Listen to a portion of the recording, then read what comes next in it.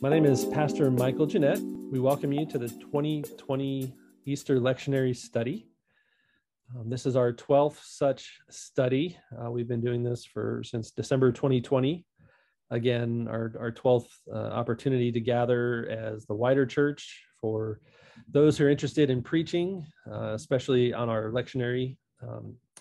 We are going to focus today on Easter, Year C, and we have the Reverend Dr. Brian Peterson with us of Lutheran Theological Southern Seminary and Lenore-Ryan University. Dr. Peterson teaches Greek, Paul's letters, and preaching. In the Greek courses, he hopes that along with the language skills, students also learn how to welcome God's word with all the challenge, ambiguity, and discovery that endeavor involves. In studying Paul's letters, Peterson hopes that students learn how the gospel of Jesus Christ formed and continues to form the church as a community of God's mission in the world. In his preaching class, he finds that the many strands of theological education come together to inform the task of proclaiming God's grace with honesty and clarity to a world that does not yet know how deeply God loves them all. Peterson is also the coordinator of internships for the Evangelical Lutheran Church in America's students and enjoys journeying with students as they engage in the work of ministry and formation.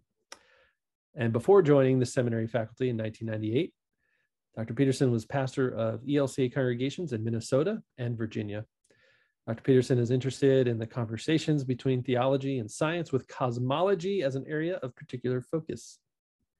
In addition, he enjoys astrophotography. It's hard for me to say that word, as a hobby. So welcome, Dr. Peterson. We invite you to share what you'd like to and kind of kick it off. Thanks. I think that introduction covered everything. Thank you very much. Really glad to be here. It's fun to look ahead to the Easter season, even in the middle of Lent. We won't burst out with that A word yet, but it's fun to look ahead. And you probably know that at Christmas time and at Easter time, the church turns to John's gospel in the lectionary. I think that's a recognition that John contributes some unique theological depth at those crucial points of the incarnation and the resurrection. And lectionary sort of recognizes that always, but at those points in particular, the church needs to hear from John again. For the first half of the Easter season this year, and these are the three texts we're going to talk about today. For those first three Sundays, we get texts from John 20 and John 21. Some of those real gems of stories about the risen Jesus meeting his disciples. And my plan for today is to read one by one, to read the lesson from John. And then I've got some comments I want to share with you about that particular passage. That'll take, I don't know, 20 or 25 minutes, I think.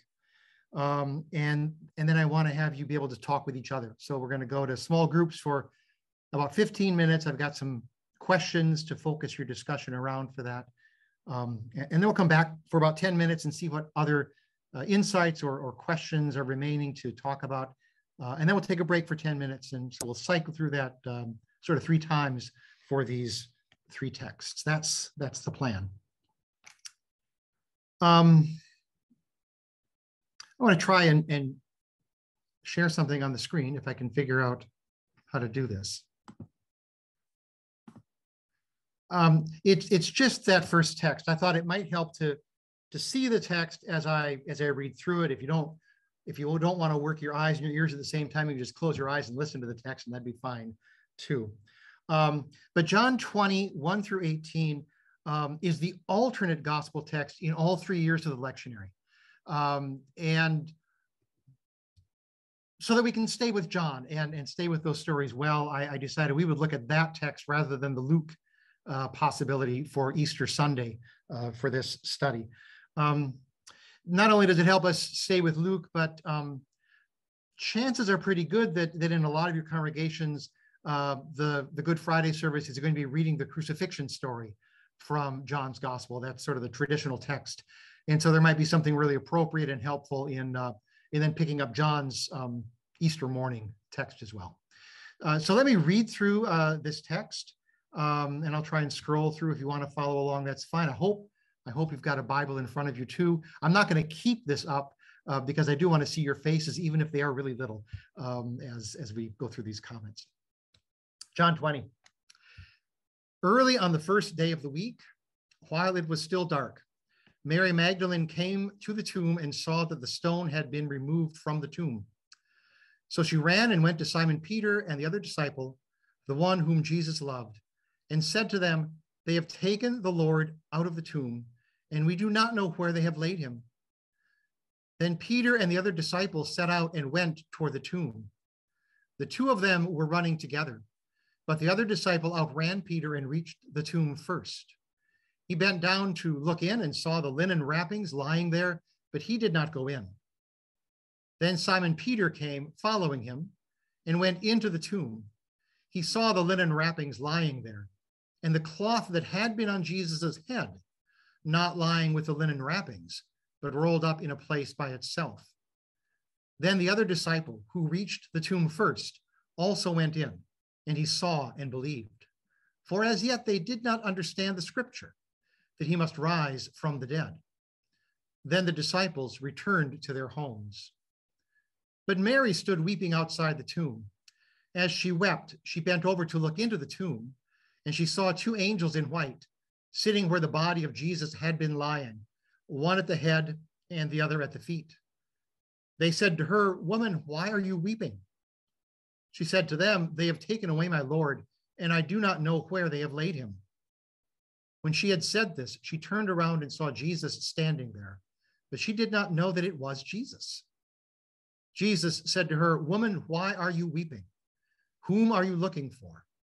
Supposing him to be the gardener, she said to him, "Sir, if you have carried him away, tell me where you have laid him, and I will take him away." Jesus said to her, "Mary."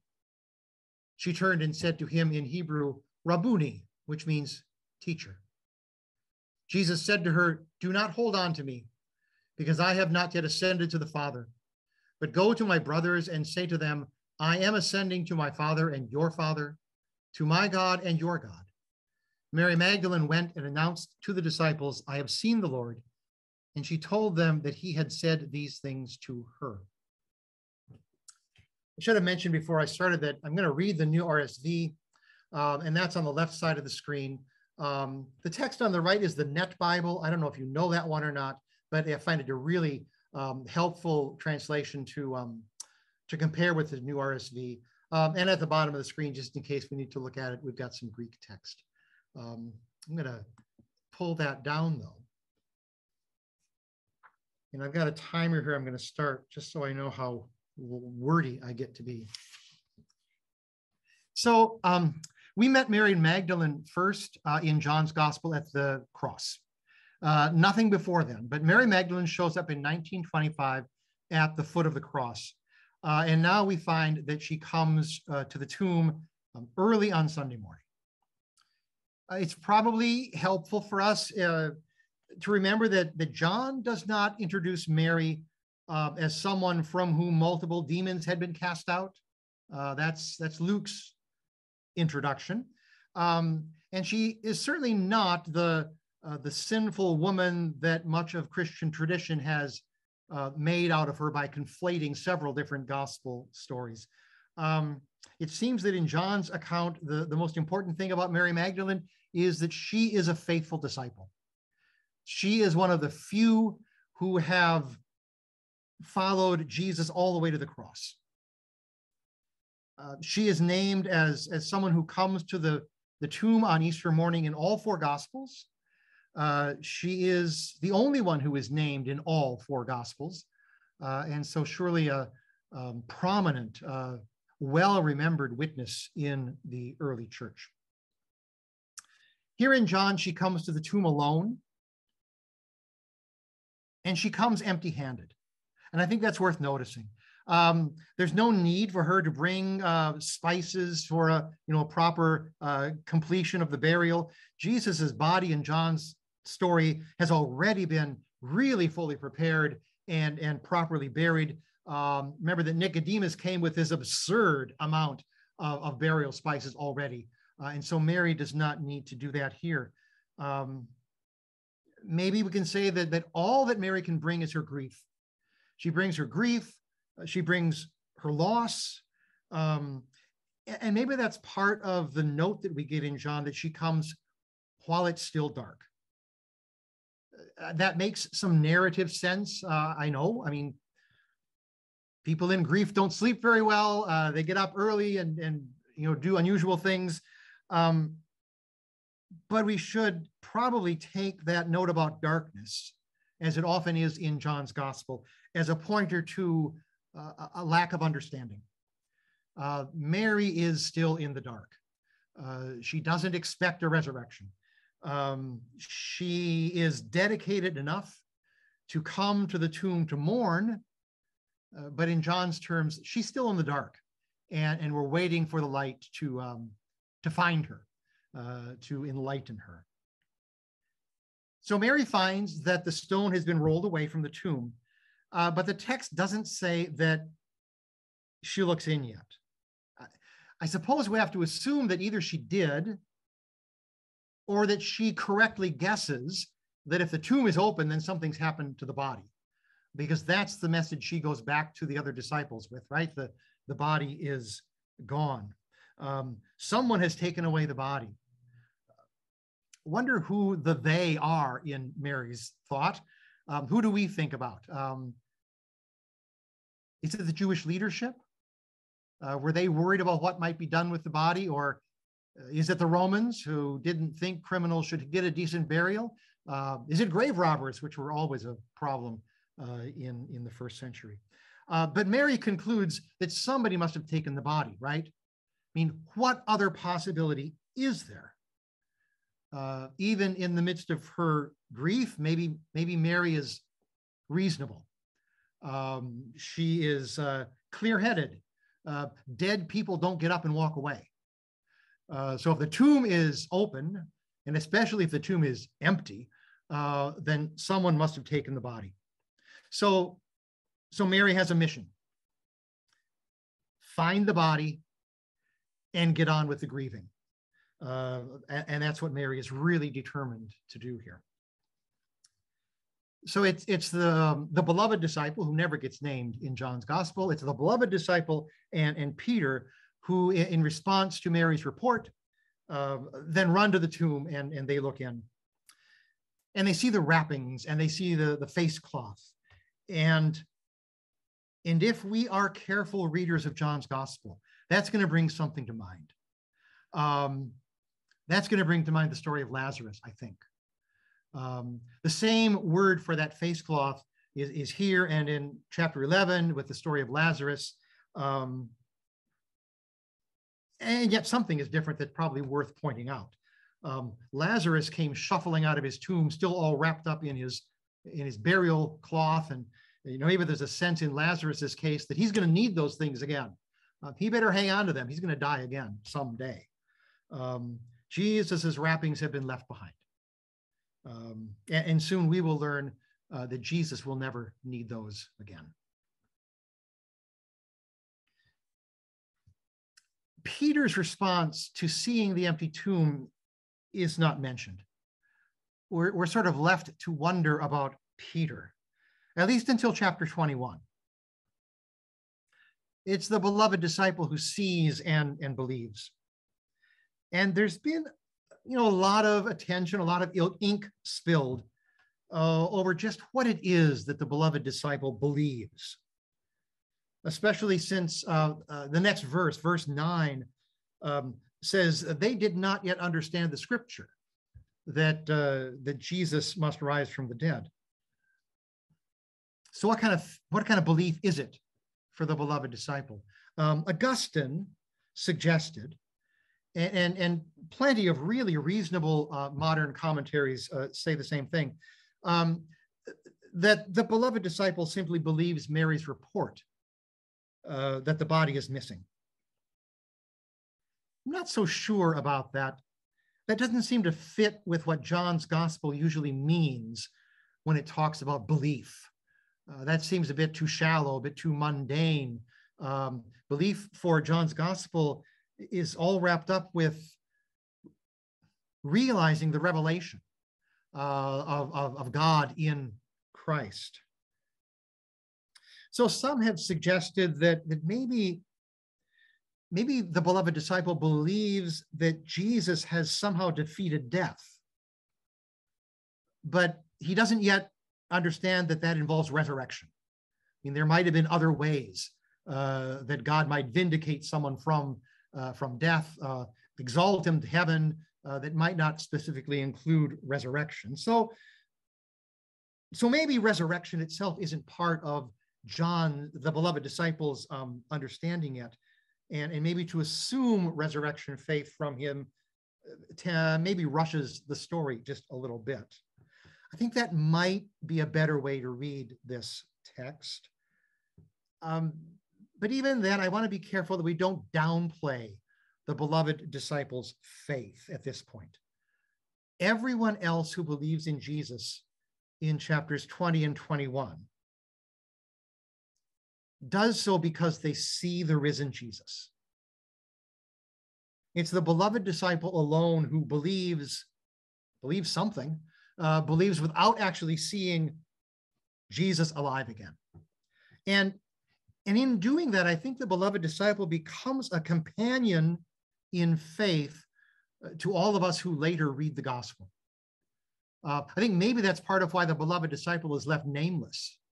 Aren't we all beloved disciples? Aren't we all the disciples that Jesus loves? Maybe the beloved disciple is at some level a character in John's gospel where we might be encouraged to see ourselves, to hear ourselves as well. And if this beloved disciple believes without seeing Jesus, then there is some thing we share with him. Now, he saw the empty tomb and we don't get to do that, but still I think that taking that faith seriously and the beloved disciple's role might be worth remembering. And if that is the case, I still think we need to recognize that in terms of the dramatic movement of this chapter, this passage, the dramatic climax probably comes not with that brief note about the beloved disciple believing. The dramatic climax, the one that's developed, is really Jesus's meeting with Mary Magdalene.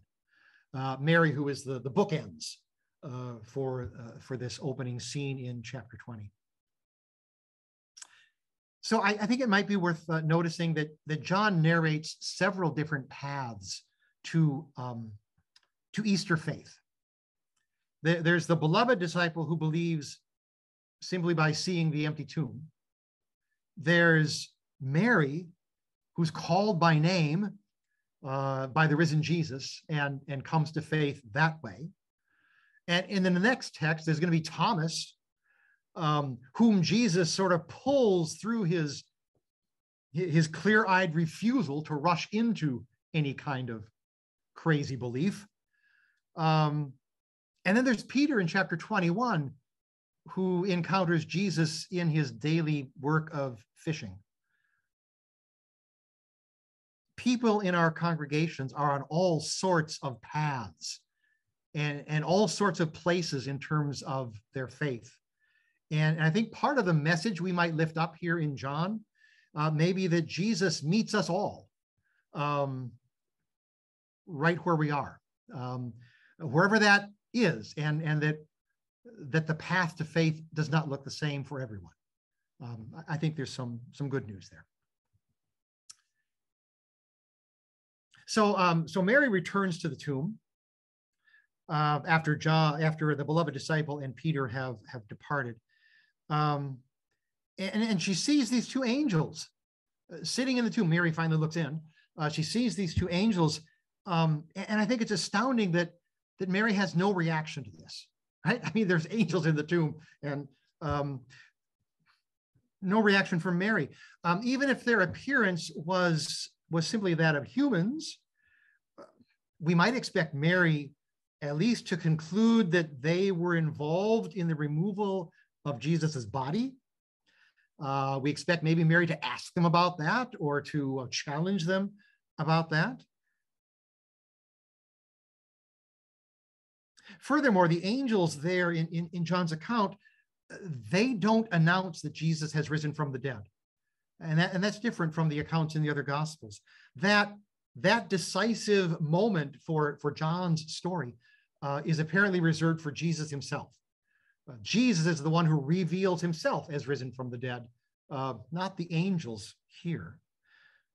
The angels seem to be present just to allow Mary the opportunity to express her confusion, to express her loss. They've taken my Lord away. I don't know where he is. But John is a gospel that I think works on several levels at the same time. In some ways, you can make good sense out of the surface level of the story, but you get this sense that John has depths that are really hard to plumb all the way to the bottom. One commentator has said that John is a gospel in which a child can wade and an elephant can swim. And I think that's just a marvelous image. So I think there might be something else going on with these angels, something else that the angels might bring to our mind. The mention of angels, again, if we're careful readers of John's gospel, might remind us about Jesus's promise that he made in chapter 1, that the disciples would see the angels ascending and descending upon the Son of Man. Now, the angels aren't going up and down here, but these are the only other angels in John's gospel. That promise has remained unfulfilled unless somehow it's fulfilled here at the empty tomb. And the mention of angels ascending and descending, I think, again, for a careful reader of Scripture, should recall the story of Jacob and his dream at Bethel, where he sees that ramp or that ladder and the angels of God going up and down. And Jacob in that story declares and sets up this altar because this is the place where heaven and earth meet. And you think about who Jesus is in John's gospel as the incarnation of the Word, the one who reveals the Father, the one who is one with the Father.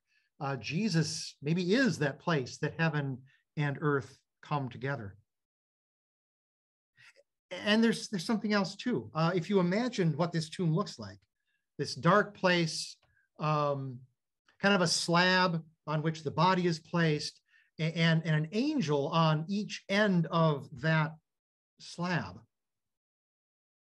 If we're really good at reading the Bible, maybe what comes to mind then is the Ark of the Covenant. That cover of the Ark that has these two angels facing each other on that lid.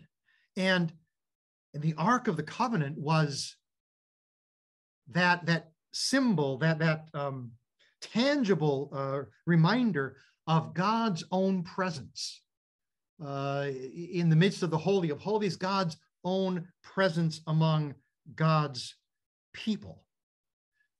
So maybe that's part of what's going on in the tomb here. How is God present among God's people? Maybe it's in this empty tomb, in this risen Jesus, where God is present. And to show that might not be such a crazy way to read this text, we might recall that in John 2, in the scene about Jesus cleansing the temple, which in John's gospel happens at the beginning of his ministry instead of at the end, Jesus talks about his own body as the temple. Destroy this temple, and in 3 days I will raise it up. And then the narrator has to tell us that he was talking about the temple of his body. So all of this temple imagery seems to be at play somehow in this empty tomb scene that John paints for us. Maybe the angels are there to help us see that the tomb of Jesus, or maybe even better yet, Jesus himself, crucified and now risen from the dead, Jesus has become the Holy of Holies. Jesus has become that place of revelation and an intimate contact with God. But Mary can't see that yet. Any more than she can recognize the man who is behind her and repeats that angel's question. What are you looking for? Whom are you looking for, right? And again, if we're careful readers of John, that's going to ring some bells too, because at the very start of the gospel in chapter 1, we get these two disciples of John the Baptist who start stalking Jesus. And they're following Jesus. And he turns it around and he says, what are you looking for? I mean, that's sort of the question of discipleship in John. What are you after? What are you looking for? What are you expecting from God? So whom is Mary looking for? Is she looking for a risen Lord? No, not yet. She's looking for a dead friend. She wants the body back. The empty tomb still only means lost to her.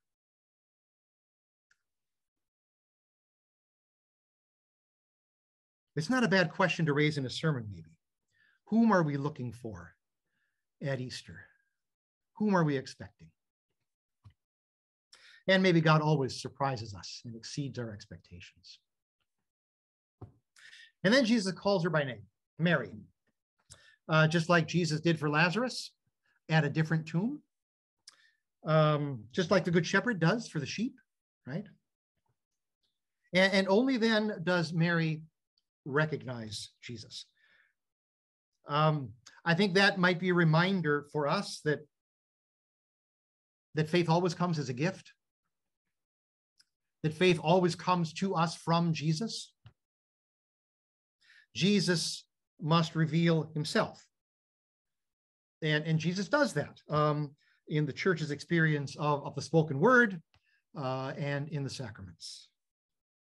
But at that call of Jesus, at that word from Jesus, Mary's very reasonable, very clear-eyed view of the world sort of gets broken open. And all of a sudden, things are possible that weren't possible before. Before, the empty tomb meant that somebody must have taken Jesus' body. And now with Jesus calling her by name, Mary can suddenly see the new possibility, that Jesus is alive and risen from the dead. The old rules that governed the world are swept away, and something new has happened. And only then can Mary be sent as the apostle to those other disciples. I think the hardest part of this passage comes in verse 17, with Jesus' instruction to Mary, don't touch me. It's not at all clear what's going on there. Another place where lots of ink has been spilled. But it does seem that we are supposed to assume that Mary has embraced Jesus somehow, or has attempted to do so at least. But I don't think that the concern here, or the point here, I don't think it's that Jesus hasn't ascended yet, and so he is somehow in a delicate condition. He's open to being defiled if anyone touches him. But that a week later, he's already ascended, and now he's sort of Teflon coated and nothing can get through to him. I think that would make his appearance to Mary second rate. He wouldn't really be the glorified Jesus. And not only does that sort of run counter to all the emphasis placed on Mary's story here, but probably doesn't make good sense out of John's understanding of Jesus's glorification. And part of the difficulty here, I think, is that maybe Luke in particular has given us this sequence of the cross and the resurrection, and then the ascension later. And really, John sort of collapses all those things into the same day. It all happens on Easter Day. And it doesn't make good sense out of the narrative sequence maybe, but it does say something important theologically for John, that all of that is rooted in the cross and resurrection. That's where the church finds its center of being. But I think that the point here with don't touch me is maybe a word that Mary cannot hold on to the old Jesus that she used to know. Or maybe that's not the right way to say it, because it is the same Jesus, though glorified.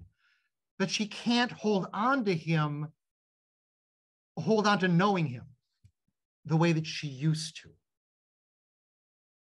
The abiding presence of Jesus, the way the church will know Jesus, is not going to be through encounters like this one, visions of the risen Jesus and empty tombs and that sort of thing. The way the church is going to know the risen Jesus is through the coming of the Spirit and through the community of the church, through the life of the gathered church. Jesus's return to the Father is going to make the sending of the Paraclete possible. And that's going to make possible this mutual abiding that Jesus talked about, of them with one another, and of them in the Father and in the Son. That's how Jesus's promise of abiding with them is going to get fulfilled.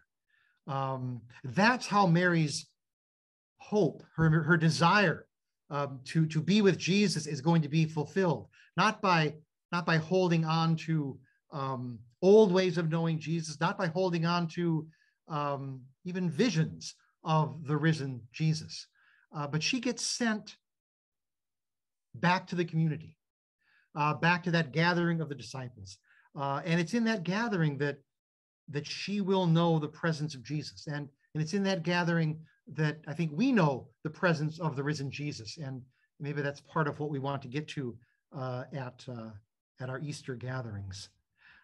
When we hear Mary's story again, and maybe part of the message there is to not hold on to those ways of knowing Jesus that might seem flashy, but to realize where Jesus does choose to be with us, in word, in sacrament, in the gathering and the discipleship of the Christian community. So I think Sandra Schneider's, I don't know how many of you know that name. She's a Roman Catholic scholar, Johannine scholar. Sandra Schneider's suggests that maybe when we come to this Easter text, maybe the question that we ought to be asking at the empty tomb is, where is Jesus? Since the tomb is empty, where is Jesus? And Sandra Schneider's suggests that this first part of chapter 20 gives us two answers, and both of the answers are true, and they're true at the same time. The first answer is, where is Jesus? Jesus is with the Father in glory. And that's sort of the answer we get from the beloved disciple. He sees the empty tomb and he believes something. Something more, I think, than just that the tomb is empty, but somehow Jesus has been glorified. Somehow Jesus has overcome death. And then Sandra Schneider says the second answer is, where is Jesus? Jesus is among the community of his disciples. And that's the answer we get through the encounter with Mary Magdalene, sent back to that gathering of the other disciples with that word that she has seen the Lord.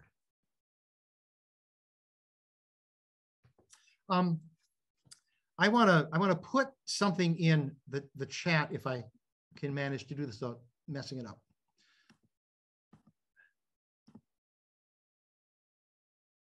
I've got a few questions, as I said, that I wanted you to maybe focus, excuse me, focus the small group work around. And the first two are just, I think, for me, basic questions about how do you move from the biblical text to a sermon. The first question is, where in this text do you recognize most clearly the broken human condition? Where do you recognize our sin? And then the second question is, where most clearly do you see God's action that meets that brokenness and that heals it? So I'd like you to, after you get put in small groups, to talk about this text around those two questions. And there's no right answer here. just a chance to talk with fellow preachers about what you hear and where that sermon might be heading. And then if you get to a place where that seems to have been talked through and you have any time left, what are the remaining questions or insights that you have about this text? You're going to have 15 minutes to talk about these things in some small groups, and then we'll come back together. I don't know how we're going to manage to gather from everyone, but some sharing of those insights and those questions for about another 10 minutes to wrap up this part on the first part of John 20. I'm sure the 15 minutes went by quickly, and the next 10 are going to go by even more quickly. I'm not sure how to manage all of this, but you can either raise your hand or put it in chat. I see Mark's hand up. What would you like to say, Mark? Something that you hadn't addressed at all, the almost competitive race to the tomb. Did you say anything about that? Or that always is just an amusing little detail to me. I said nothing about that. There's interesting things going on in John's gospel, I think, about Peter and the beloved disciple. By this time, Peter is certainly recognized as one of the foundational witnesses of the wider church. And yet for this community, it seems like the beloved disciple is the foundational voice. And I wonder if the race to the tomb is sort of a way that this author is trying to hold these things together. So, okay, we'll give Peter some preeminence. He gets to go into the tomb and see, but the beloved disciple is the one who gets there first. And we get the same sort of thing in chapter 21, where Jesus, we'll talk about that text later today, where Jesus talks to Peter about his call to follow and even die for Jesus. And the beloved disciple is recognized too. And Peter's sort of told, don't worry about his path. His path is different. And so maybe a way of honoring both that cornerstone apostle that most of the other churches honored, and also seeing that there's room for both Peter and the beloved disciple to be recognized and heard as witnesses.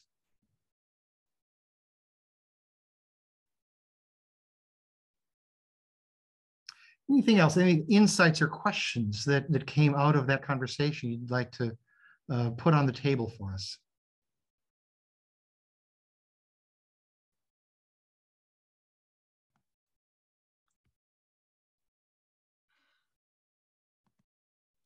I have a question. Sure. And sorry, go ahead, Mary Hughes. We brought up the whole thing about brokenness, and we were wondering if we first thought of brokenness as the result of sin, and then we thought, but what if brokenness is the gift that we receive because in our brokenness we're able to accept the Christ. In our brokenness we're able to be the clay for the potter. In our brokenness we're enriched with God's grace. That's really good. And so did you see that brokenness in Mary's grief? We did. Where in the midst, there's certainly nothing wrong with Mary's grief. And yet in the midst of that grief is where Jesus is revealed, where Jesus reveals himself. Mm-hmm. That's very nice. Thank you, Mary.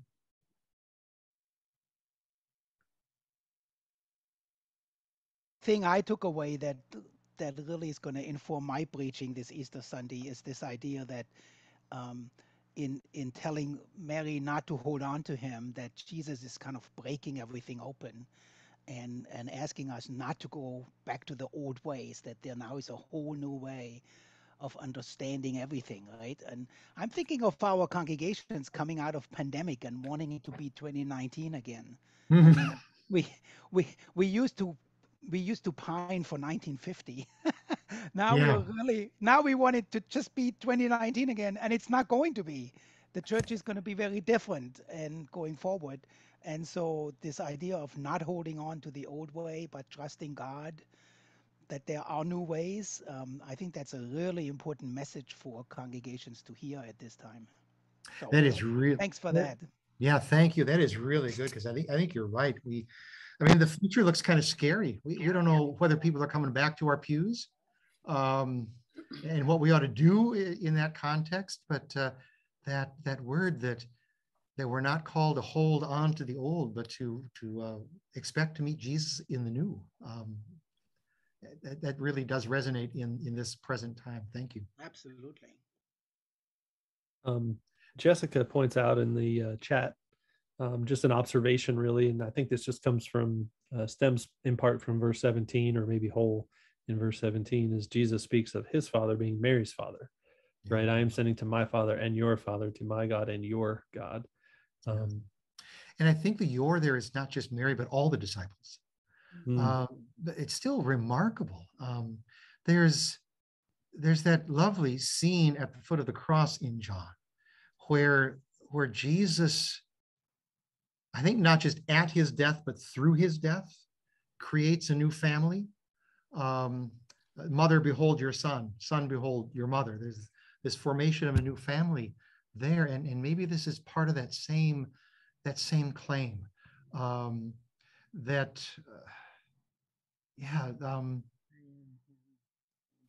maybe more clearly a deeper claim that the relationship Jesus shares with the Father is now shared with us, that we are brought into that relationship. And John has talked so much about abiding in Jesus, abiding in his love, abiding in his word, abiding in the Father. This sense that through Jesus we are brought into that relationship of the Father and the Son, and we get to rest and live there. My Father and your Father.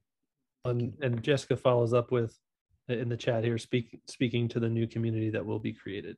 Yeah, exactly. We have about 3 or 4 more minutes in this 10-minute window. If anybody else has another question, Pastor Susan. Our group pretty much talked almost the whole time about where do people today see the resurrection? And that led us to kind of descriptions of our congregations. And, the vast, just a really wide swath of a lot of different people, and how do we reach people where they are? I'm not sure we came up with a clear answer. Somebody else in our group can certainly speak to that, but the fact that, Mary, everybody in this story approaches Jesus just a little bit differently. Yeah. I think that what comes to my mind is that we in Johannine terms, we meet Jesus in the love of the community. Mm-hmm. And maybe part of what happens in congregations is that we do have all these different ways that people can engage in that community and can engage in acts of love and mercy into the world. But we don't expect everyone to do everything. We don't offer just one thing for everyone to do. So there are, in a sense, built into the congregations, there's this sense of Jesus meeting us in lots of different places, whether it's that soup kitchen or the prison ministry or whatever it would be. And yet also, I think at the same time, at least for the Lutheran tradition, though not only for the Lutheran tradition, there's also a claim that Jesus does keep meeting everyone in a couple of ways. In the word proclaimed, in the bread and wine of the table. So there are some places we can point and say, even if nowhere else, we meet the risen Jesus here.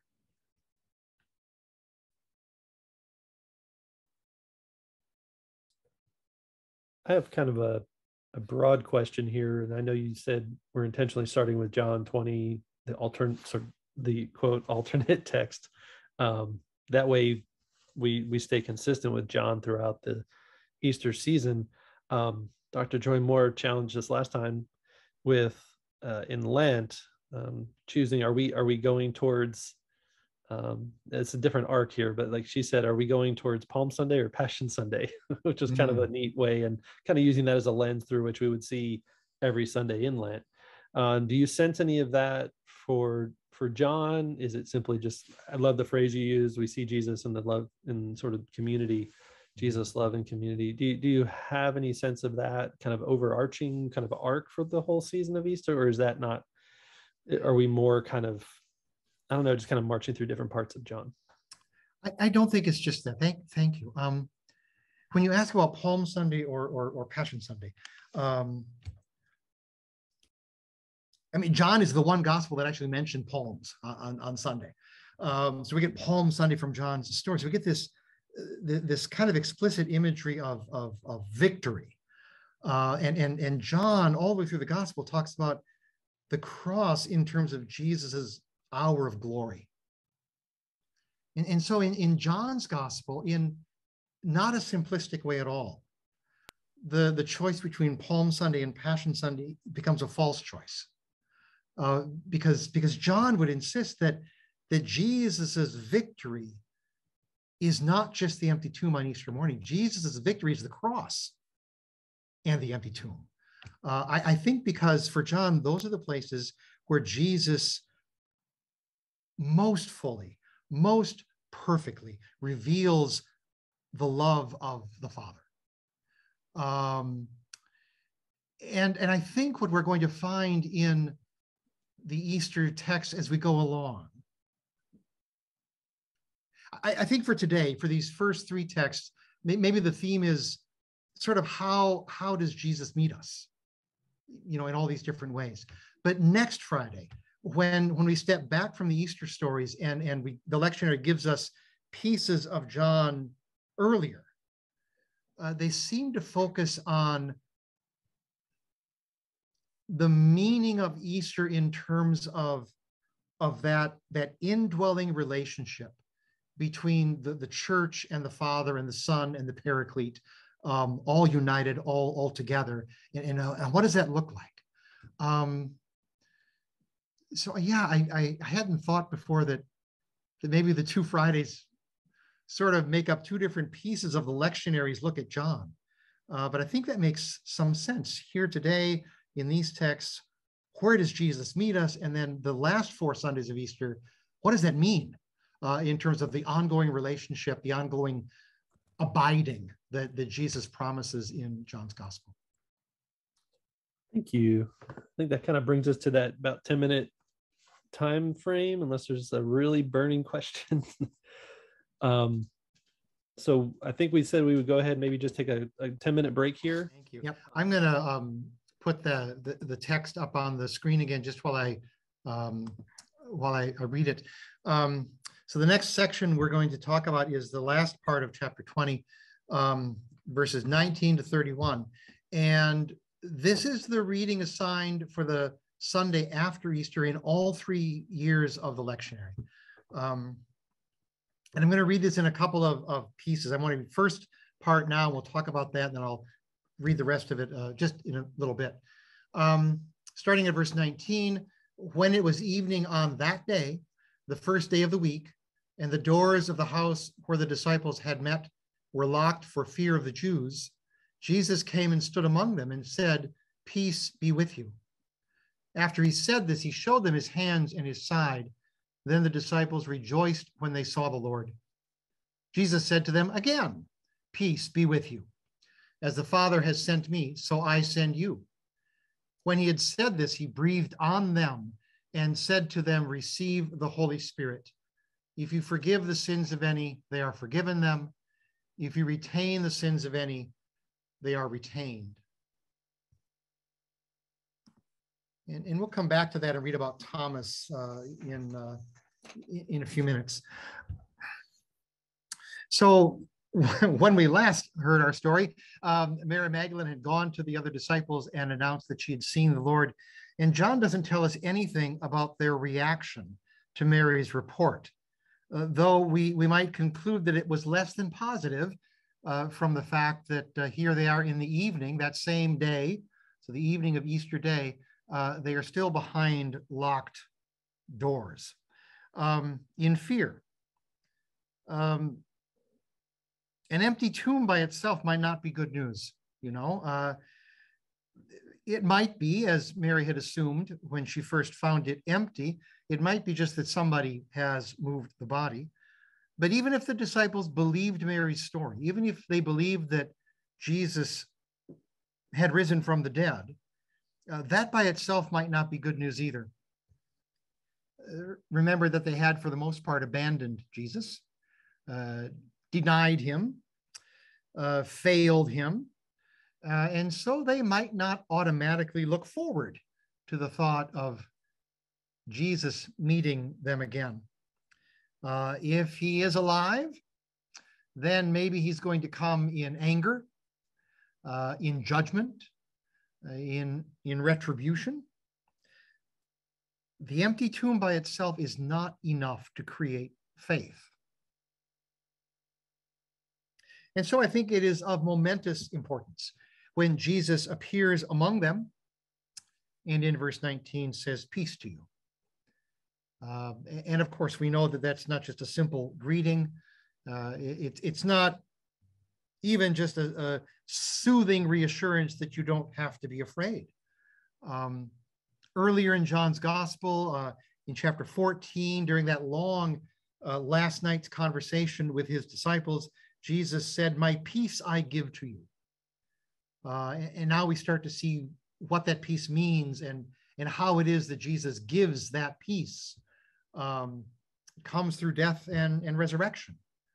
And that peace is tied, I think, to all those Old Testament promises of shalom. Here is a declaration that God's promise, God's gift of shalom has come. Death has been defeated. The broken relationships are being healed. All of that desperation of doubt and fear are being driven away. And here is where faith is created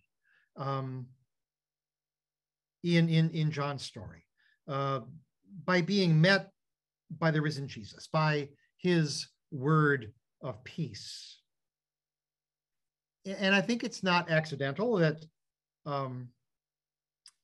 in our worship services, we share that word of peace with one another, right before we come to the table, right before we are welcomed by the risen Jesus there.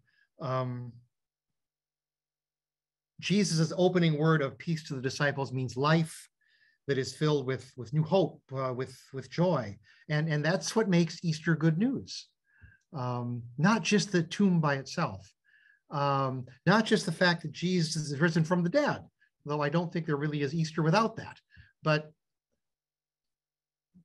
this word that the risen Jesus comes to us with peace, with a declaration of shalom. That's where faith, I think, is born. You might have noticed those same words about peace be with you are repeated in verse 21. John's gospel, you might have noticed, John's gospel can be redundant. It can seem as though John is saying the same thing over and over again.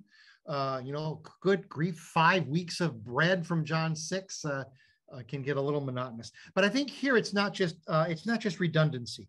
Something vital happens between these two declarations of peace. In between those two, those two declarations of peace to you, Jesus has shown to the disciples the marks of his crucifixion, his hands and his side.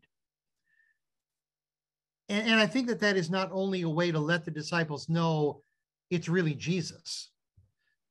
I think within John's story, those marks of crucifixion are also the demonstration of how much God loves the world.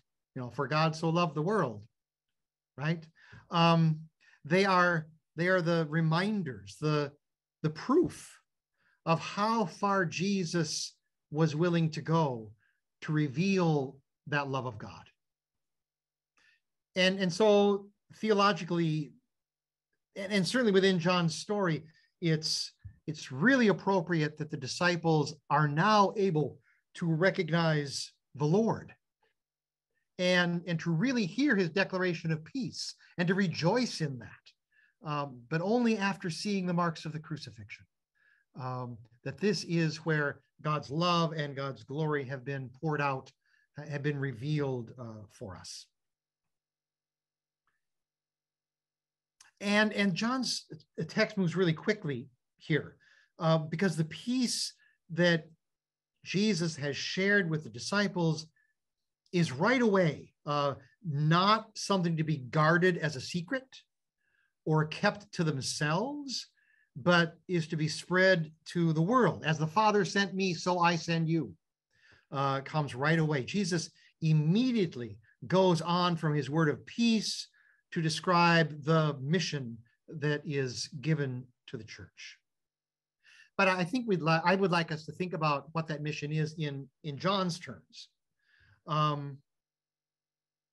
As the Father sent me, so I send you. So in John's gospel, why did the Father send the Son? I think in John's gospel, it's primarily to reveal the Father's love, to reveal the Father's glory in that self-giving love for someone else, and to draw everyone to Jesus. I think that's our mission too. The church is called, amazingly, to be a means by which God's presence continues to be made known in the world. A means by which God's presence continues to be made known in the world. I think that's John's sense of mission. If Jesus is the one who makes God's love, God's presence known, and we are sent in that same way, then I think that's the church's mission. I think that means a presence that comes not with words of condemnation, but with these words of peace, with actions of peace and of reconciliation and of forgiveness. I think that the world should hear that word and know the peace of Christ, not just in what we say, though certainly in what we say as well, but also in how we treat one another. By this, all people will know that you are my disciples, that you love one another. And I think the world should know that love and that presence of God in the church's costly caring for everyone. Maybe for all those who still cower in fear behind locked doors of dismay or despair or loneliness, for all of those who haven't heard or who don't yet believe that in the end, death won't get it all because death has been broken. I think that's the mission of the church. And for such a mission, of course, the Spirit is going to have to be active in the church. And that's the next thing this really brief text moves quickly onto. Jesus gives the Spirit to the disciples by breathing on them. And of course, again, if we're careful readers of Scripture, that's going to remind us of something. The word that John uses for Jesus breathing on the disciples here is the same word that the Septuagint uses in Genesis 2 for God creating humanity and breathing into that human being the breath of life. There are a number of creation themes that sort of pop up in these last couple of chapters of John. On Friday, that day of crucifixion, which in Genesis, sixth day is when people are created, when the anthropos is created. In John, we get Pilate coming out and say, behold the man, behold the anthropos. There's this kind of presentation of Jesus as this human on the same day that the creation of human would have happened in Genesis. And from the cross, of course, the last thing Jesus says is, it is finished, which maybe reminds us of what God says at the end of those 6 days of creation. In Genesis, on the seventh day, God rests. And in John's story, on the seventh day, Jesus' body is in the tomb, this mysterious resting of Jesus's death. And then we get this breathing of Jesus into the disciples, of God's Spirit. I think the message here might be that the giving of the Spirit is nothing less than an act of new creation, bringing to birth something that was not here before. And most often, I think it's Luke Acts that sort of captures our attention with the Spirit, and we say that Pentecost is the birthday of the church, and of course that's true. But as I said before, John sort of collapses resurrection and Pentecost and ascension all into the same day here. And so I think for John, it's also true that the church is born on Easter. The church is born through Jesus's victory over death, victory over sin, through his returning to be with his followers, his friends, as he promised that he would. The church is born as the risen Jesus breathes the Spirit into them and then sends them off on the mission, just as he himself had been sent. Maybe for John, Easter and Pentecost cannot be separated. And maybe there's something important there, that the life of the church, the mission of the church, the presence of the Spirit with us cannot be separated from Jesus's resurrection. And for John, I think they're all of one piece, maybe in a way that isn't quite so clear in the narrative sequence of Luke and Acts. Here in John, those things come together. And maybe what it also means, for the Sunday after Easter, maybe what it means is that we really should not be able to celebrate the resurrection without also embracing the mission that resurrection brings to us. I think this text would drive us to ask what it means for us to be sent the way that Jesus was sent, and how it is that we understand our mission in John's terms of continuing Jesus's work of revealing the Father's love. I think John says that's what the resurrection is really all about for us, that now we are sent in the presence of that risen Jesus to be the continuation of that mission. So here in John 20, Jesus comes, he stands in the midst of the disciples. And as we think about preaching this text, I don't think it's a big step to say that's still where the church is met by the risen Jesus, in our midst, in word and sacrament, in the word of peace that we share with one another. And of course, there are ways in which we still live in broken relationships. We still fail to embrace the peace that Jesus brings to us. We still try to hide behind all kinds of doors of fear, unwilling to let that reconciliation have a chance. But maybe the good news here is that the locked doors can't keep Jesus out. The doors were locked, but Jesus showed up anyway. And maybe the good news is we fail to stop the life of the risen Jesus. He comes despite us. So that's the first scene in this second Sunday of Easter text. But then the reading goes on, and I'm going to try and share that text again as we read through it. Starting at verse 24. But Thomas, who was called the twin, one of the 12, was not with them when Jesus came. So the other disciples told him, "We have seen the Lord." But he said to them, "Unless I see the mark of the nails in his hands, and I put my finger in the mark of the nails and my hand in his side, I will not believe." A week later, his disciples were again in the house, and Thomas was with them. Although the doors were shut, Jesus came and stood among them and said, "Peace be with you." Then he said to Thomas, "Put your finger here and see my hands. Reach out your hand and put it in my side. Do not doubt, but believe." Thomas answered him, "My Lord and my God." Jesus said to him, "Have you believed because you have seen me? Blessed are those who have not seen and yet have come to believe." So just a few notes about that Thomas scene. Thomas is really emphatic. In verse 24,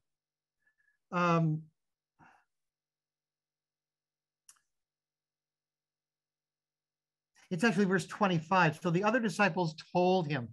If you can remember enough of that Greek you learned, the verb here is an imperfect one. It's ongoing, repeated. The others kept on telling him that we have seen the Lord. And then Thomas responds with this really emphatic construction that you might remember. It uses a subjunctive verb. It's this really strong denial. I absolutely will not believe unless I put my hand in the marks. It's a really dramatic confrontation almost between the disciples who do believe and Thomas who does not yet. And then in verse 27, Jesus comes and Jesus offers what Thomas required. And I'd like to read this not just as meeting Thomas's demand, but as meeting Thomas's need. And maybe all through these stories in chapters 20 and 21, maybe Jesus keeps coming, meeting the need of each person on their different paths to faith. But I do also want to notice that it's not the touching that leads Thomas to faith. The text never says that Thomas actually did touch Jesus's wounds. There's this really graphic picture by Caravaggio where Jesus is pulling Thomas's hand right into his wound in the side. It's really gross. But that's not quite the text. Jesus's response to Thomas's declaration of faith says that Thomas has believed not because he touched, but because he saw. So maybe with Thomas too, the seeing was the most important thing. It's Jesus offering himself that leads to faith. Jesus offering himself, whether it's the seeing or the touching. And of course, it's the same for us. Faith comes because Jesus has offered himself and continues to offer himself to us. One more thing about Thomas in this text. There's a question about verse 29 and how we should punctuate the first part. You might remember that the ancient text didn't have any punctuation marks, so we have to decide whether it's a period or a question mark. The New RSV decides for a question mark. If you have the New International Version handy, they punctuate it as a statement. You have believed because you've seen, period. Blessed are those who have not seen and yet believe. If we punctuate it as a question, I think it sounds like a rebuke. I think it sounds like a criticism of Thomas, but I'm not sure that that's the best way to read this text. I'm not sure that's really what Jesus is doing here. Back in verse 25, they tell Thomas exactly what Mary had told them back in the earlier text. We've seen the Lord. They didn't believe Mary. Why should Thomas be criticized for acting in a similar way? Thomas receives just what the others did. And so I think he might become an illustration of those disciples who weren't there at the beginning. You know, again, sort of like us, who weren't there at the beginning, and yet they're not left out. Gail O'Day is another scholar who's written a really marvelous commentary on John. It's part of that New Interpreters commentary series. And Gail O'Day really insists, and I think she's right, that this text is about a promise, not about criticism, not about a reprimand. And maybe rather than hearing Jesus' words to Thomas as some kind of rebuke, maybe it would be better to hear them as a reminder that Thomas gets included too. Even though he wasn't there at the beginning, even though he had a different kind of path to faith, Thomas gets included too, and that's good. And it's also good for those who haven't seen like us, and who still nonetheless believe. So that might be where I would go in that sermon. It might mean you've got to play around with, is it a question or a statement? But I think that might be a fun thing to do. The text actually includes verses 30 and 31, which sound like a conclusion to the book of John. But we still got a whole chapter left. And that's the next Sunday's text. And so I might want to say a little bit about that when we get to that text in a few minutes. I think for the sake of trying to catch up a little of our time, I'm going to stop here and let you go to those small groups and the same questions I would suggest. Where do you see human sin and brokenness of the world? And where do you see God's grace meeting that to heal it? And then what questions or insights would you want to bring back? And again, 15 minutes in those groups and 10 minutes back together, and I can pick up some of those things. Thank you, Michael, for putting those questions. Peterson, for more questions on the second. If you have questions or insights that came out of that discussion that you'd like to share with the group, either in chat or orally. I see Darren's hand up. We saw a lot of connections with Thomas and the parable for this Sunday of the fig tree. Oh, tell me more about the parallels.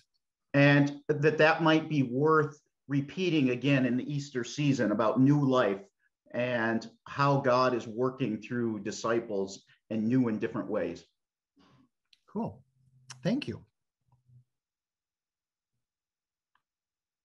I mentioned Kelly Falstich in Chicago. I mentioned in our group that I wish we had Thomas on Easter Sunday. Keith had offered that how this image of radical inclusion comes out in the text. And so I was like, I wish we could get that on Easter Sunday. And then Keith offered the brainstorm, which I think is super fun, to do Easter Sunday like we do Palm Sunday. And we could use the resurrection account as that processional gospel, and then use Thomas as the main gospel and get a chance to preach on Thomas with folks that aren't there all the time, as opposed to the low attendance people that are there on the second Sunday of Easter. What an interesting idea. And Keith. Yeah. And then pick one of those other texts for the second Sunday of Easter instead of the gospel text. It's really interesting. One piece that I didn't talk about, and I don't know that I should even launch into it now, is you get that section earlier in John's chapter 20, if you forgive the sins of any, they are forgiven. And if you hold, and then the word sins isn't actually there. If you hold of any, they are held. And again, I think it might be Sandra Schneider's who says that verb for holding something. You could also read that verse as, if you forgive the sins of any, they are forgiven. If you hold anyone, they are held. And her argument is that the job of the church is not to maintain people's sins against them, but to hold on to people. And then the next story you get is Thomas, who even despite his doubts is still being welcomed in the community.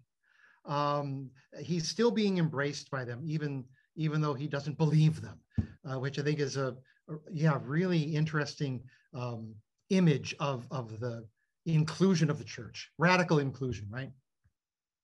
That's a great idea. Thank you. James.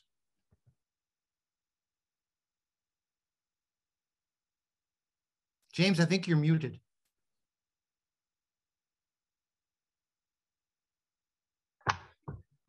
We were talking about how the resemblance of the disciples living in fear, how that's been many of our congregants over the last 2 years. And we're finding that many of our congregants are still in that boat, mm-hmm. and not coming to in-person worship. And you were making the, you know, emphasizing the importance of the gathering and how God, Jesus was revealed to us in the gathering through the word and sacraments. And they may be hearing the word online, but they're not receiving the sacraments. They're not part of the fellowship and receiving the support. They may not be part of the mission, being of the mission of the congregation, maybe in some ways, maybe not in other ways.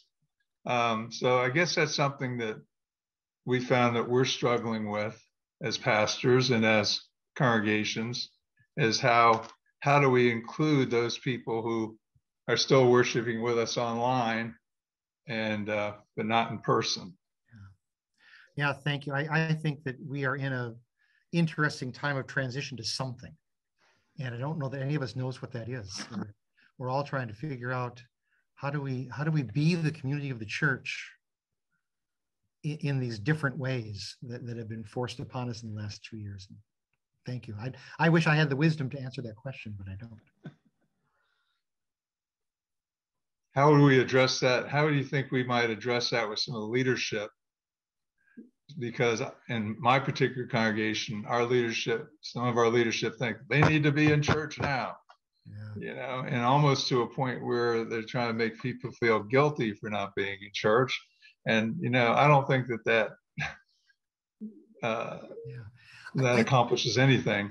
You know, I'm tempted to go back to, I think it was Kelly that was just talking about that radical inclusion of the church. And you know, and Thomas isn't here the way that all the rest of us are here, but Thomas is still one of us. Mm-hmm. And I don't know, there must be something there that we will continue to welcome and be part of a community with these people and see what God calls them to. I don't know, it would be far more easy if we were not a sacramental church. Mm-hmm. And I don't know the answer to that. I trust that Jesus is faithful and is at work here somewhere, but I'm not sure where it's going.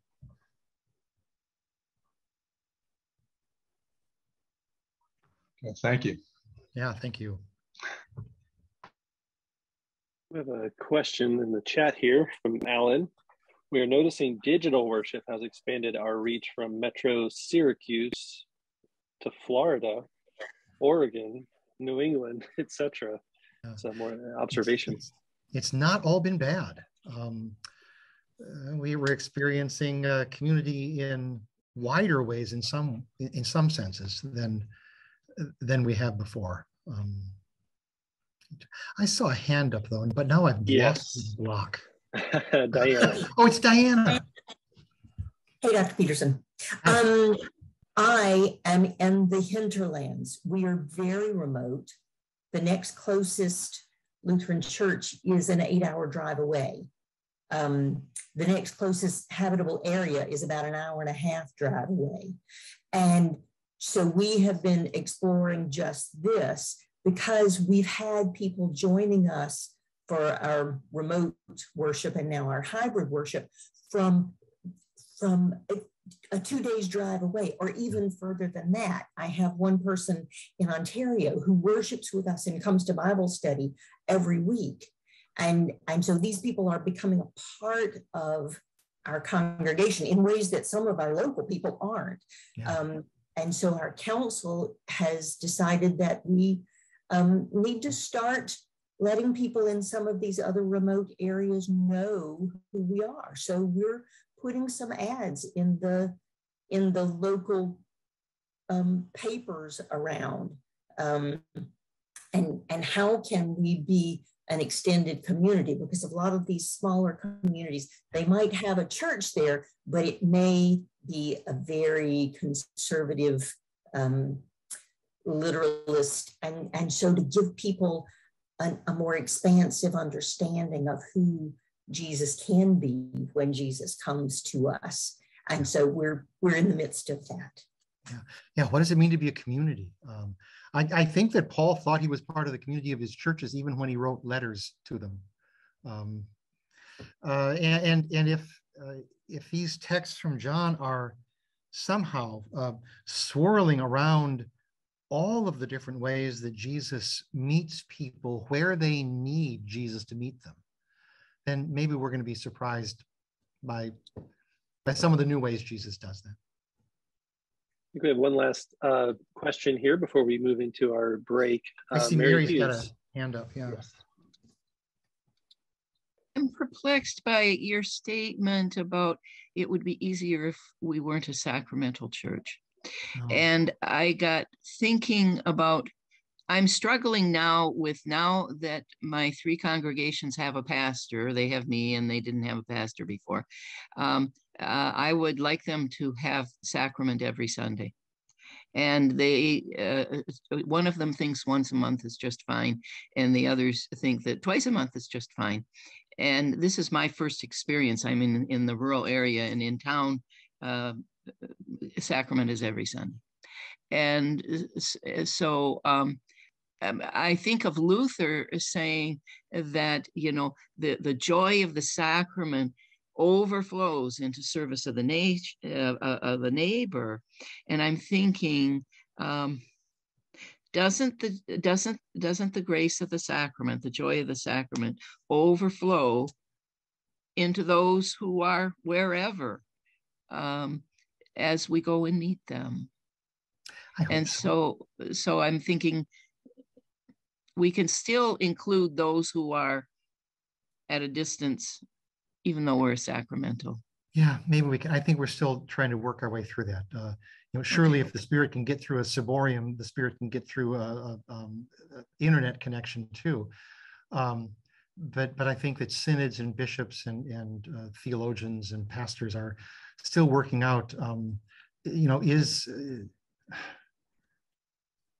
Is communion so wrapped up with incarnated presence, where someone else hands this to you and says, no, not from yourself, but this is Jesus' body for you. If we open up communion in ways that are disconnected from the congregation, is there a problem with people just deciding I want communion today, and so I'm going to do it by myself? Those are the issues that I thought about. I have some sympathy with finding ways to do that, but I don't think we're there yet. I think we haven't figured through those things adequately. I see. Okay. Thank you very much. We're going to take a break now, right? All right. Thank you, Dr. Peterson. You're welcome. And oddly enough, on that third Sunday of Easter, in the years of Matthew and Mark, we get a story from Luke as our gospel text. But in the year of Luke, we get John. So it's John 21. I'm going to put that up on the screen again while I read through it. John 21. It's actually 1 through 19. I'm going to read the first section of it and then talk a little bit, and then read the second section of it as a separate piece. John 21:1. After these things, Jesus showed himself again to the disciples by the Sea of Tiberias, and he showed himself in this way. Gathered there together were Simon Peter, Thomas called the twin, Nathanael of Cana in Galilee, the sons of Zebedee, and 2 others of his disciples. Simon Peter said to them, I am going fishing. They said to him, we will go with you. They went out and got into the boat, but that night they caught nothing. Just after daybreak, Jesus stood on the beach, but the disciples did not know that it was Jesus. Jesus said to them, children, you have no fish, have you? They answered him, no. He said to them, cast the net to the right side of the boat, and you will find some. So they cast it, and now they were not able to haul it in, because there were so many fish. That disciple whom Jesus loved said to Peter, it is the Lord. When Simon Peter heard that it was the Lord, he put on some clothes, for he was naked, and jumped into the sea. But the other disciples came in the boat, dragging the net full of fish, for they were not far from the land, only about 100 yards off. When they had gone ashore, they saw a charcoal fire there with fish on it and bread. Jesus said to them, bring some of the fish that you have just caught. So Simon Peter went aboard and hauled the net ashore, full of large fish, 153 of them. And though there were so many, the net was not torn. Jesus said to them, come and have breakfast. Now none of the disciples dared to ask him, who are you? Because they knew that it was the Lord. Jesus came and took the bread and gave it to them, and did the same with the fish. This was now the third time that Jesus appeared to the disciples after he was raised from the dead. So just a few notes about this as you try and finish up by 4. A lot of times chapter 21 is treated as an appendix because the end of chapter 20 sounded like such a nice conclusion. But I'm not sure that's a good way to read the gospel. It never circulated without chapter 21. And if we don't think of chapter 21 as an integral part of the gospel, then what about Peter? Peter was left pretty ambiguous there in chapter 20 and the scene at the empty tomb. So maybe we need chapter 21 to finish out his story. And I think some interesting things happen if we take chapter 21 seriously as an integral part of the gospel. Maybe just when we thought the story was over at the end of chapter 20, it continues. And that's very much like John's picture of faith, I think. You never get to the end of it. There's always more. There's always more to Jesus. There's always more depth to God's love. Maybe there's always more to this story. Just when we think we've got it all wrapped up, there's something else. There's one last surprise. And maybe chapter 21 poses the question of whether the readers, literarily, are the readers going to keep following? Will they continue on after that wonderful confession from Thomas at the end of chapter 20, my Lord and my God? Are they going to keep following all the way into the midst of everyday life, which is where chapter 21 brings us, and this fishing scene? Maybe part of what we can hear with chapter 20 and chapter 21 together is that proper confession is not enough. The whole story starts with Nathanael blurting out, "You are the King of Israel." But there's a long way to go after Nathanael's confession. Maybe chapter 21 reminds us that discipleship is not just the right words, though words are important. It's not just the right words. And here in chapter 21, we again hear that call to follow in daily life. And I think that might say something important about Johannine spirituality and Johannine understanding of faith. But still, it tends to bother some people, it seems, that the disciples are back fishing again. And that's one of the reasons for treating chapter 21 as kind of a misplaced additional story. But I think there might be something important there and something we need to re-examine. Maybe the disciples fishing only seems strange because we have so much of Acts in our heads. That might not be bad, but I also wonder if maybe going back to fishing seems strange only because we preachers assume that the way to be a disciple is to be a pastor. We assume that the way to be a faithful disciple is to quit your job and go do something else. And I think that may be a trap that we preachers fall into, and maybe we should examine. Why is there anything wrong with fishermen going back to fishing? That's their job. Most of the people in our congregations are disciples of Jesus, but they haven't left their jobs to do that. And we want them to think about, how does Jesus meet you in your daily occupations? And if we approach chapter 21 in John with a kind of criticism, look at these foolish disciples, they have missed the point, they went back to their day jobs. Well, if we take that approach, then what have we said about 98.5% of the people in our pews? We've criticized their discipleship, and we haven't done anything to help them maybe consider how does Jesus meet them in the middle of their own occupations. So I would say be careful about that as we approach this text, and don't fall into a trap of criticizing the vocations of most of the people in the pews. So they're back to fishing. The beloved disciple recognizes Jesus in the abundance of that catch. And it might be a reminder of that scene at Cana, the wedding at Cana, where there was so much wine. And the author says that Jesus revealed his glory in this way. There's the abundance of the kingdom, maybe this overflowing aspect of grace in Jesus. There's also a charcoal fire in verse 9. And the only other time a charcoal fire appears is back in chapter 18, where Peter, of course, is warming himself over that charcoal fire, even as he breaks faith with Jesus and denies that he knows him. And so the charcoal fire, I think, recalls that story, and we are ready. Maybe we're ready to have Peter's story brought to something of a conclusion. Speaking of the abundance, it might be worth noticing that in some sense, Jesus doesn't need their fish. Even before they've dragged it on shore, Jesus has fish on the fire. Jesus, in some fundamental sense, is the one who provides everything.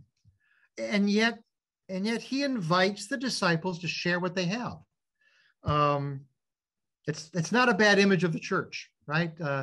Jesus as the one who provides everything we need, and yet graciously invites us in with whatever we've brought, with whatever we've been able to come up with, and find always that God's abundance outpaces us, and yet still includes us. So they drag ashore these 153 fish, which seems a bit too precise, right? And it struck people that way from the very beginning. You know, why 153? Why not just say a whole bunch? And interpreters have had no end of creative solutions for that. Augustine said, if you add 1 plus 2 plus 3 plus 4 plus 5 and go all the way up to plus 17, it adds up to 153. And 17, of course, is 10 plus 7, and both 10 and 7 are numbers that seem complete in a number of different ways. Well, that's nice. And Jerome said that there are 153 different kinds of species in the ocean. And Jerome quotes some other ancient author at that point. The problem is that Jerome seems to misquote him. He's got the wrong number. He makes it be 153 because that matches the text. But everyone seems to sense there's something important symbolically about this number.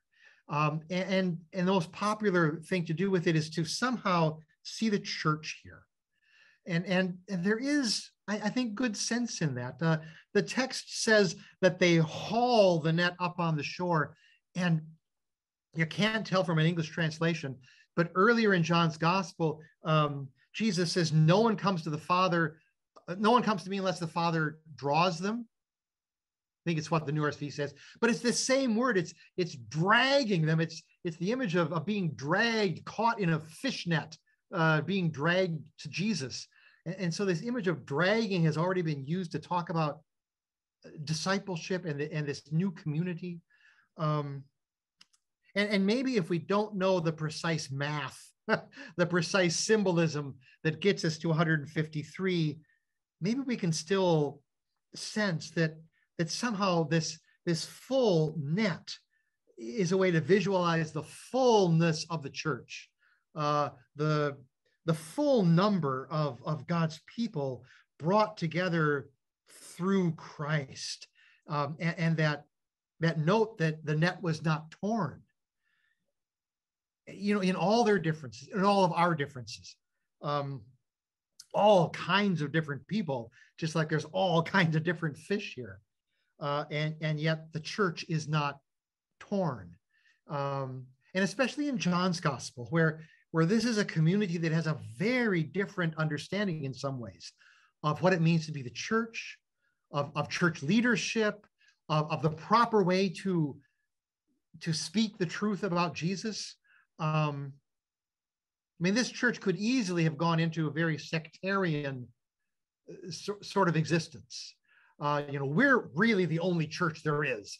And yet with Peter and the beloved disciple racing to the tomb together, and now here with this image of the church, all these fish held together, there's something gracious and accommodating, welcoming, inclusive about this image of the church here. And I really like that. So there's that part of the text.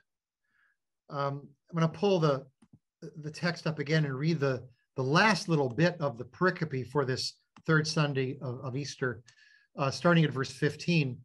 When they had finished breakfast, Jesus said to Simon Peter, "Simon, son of John, do you love me more than these?"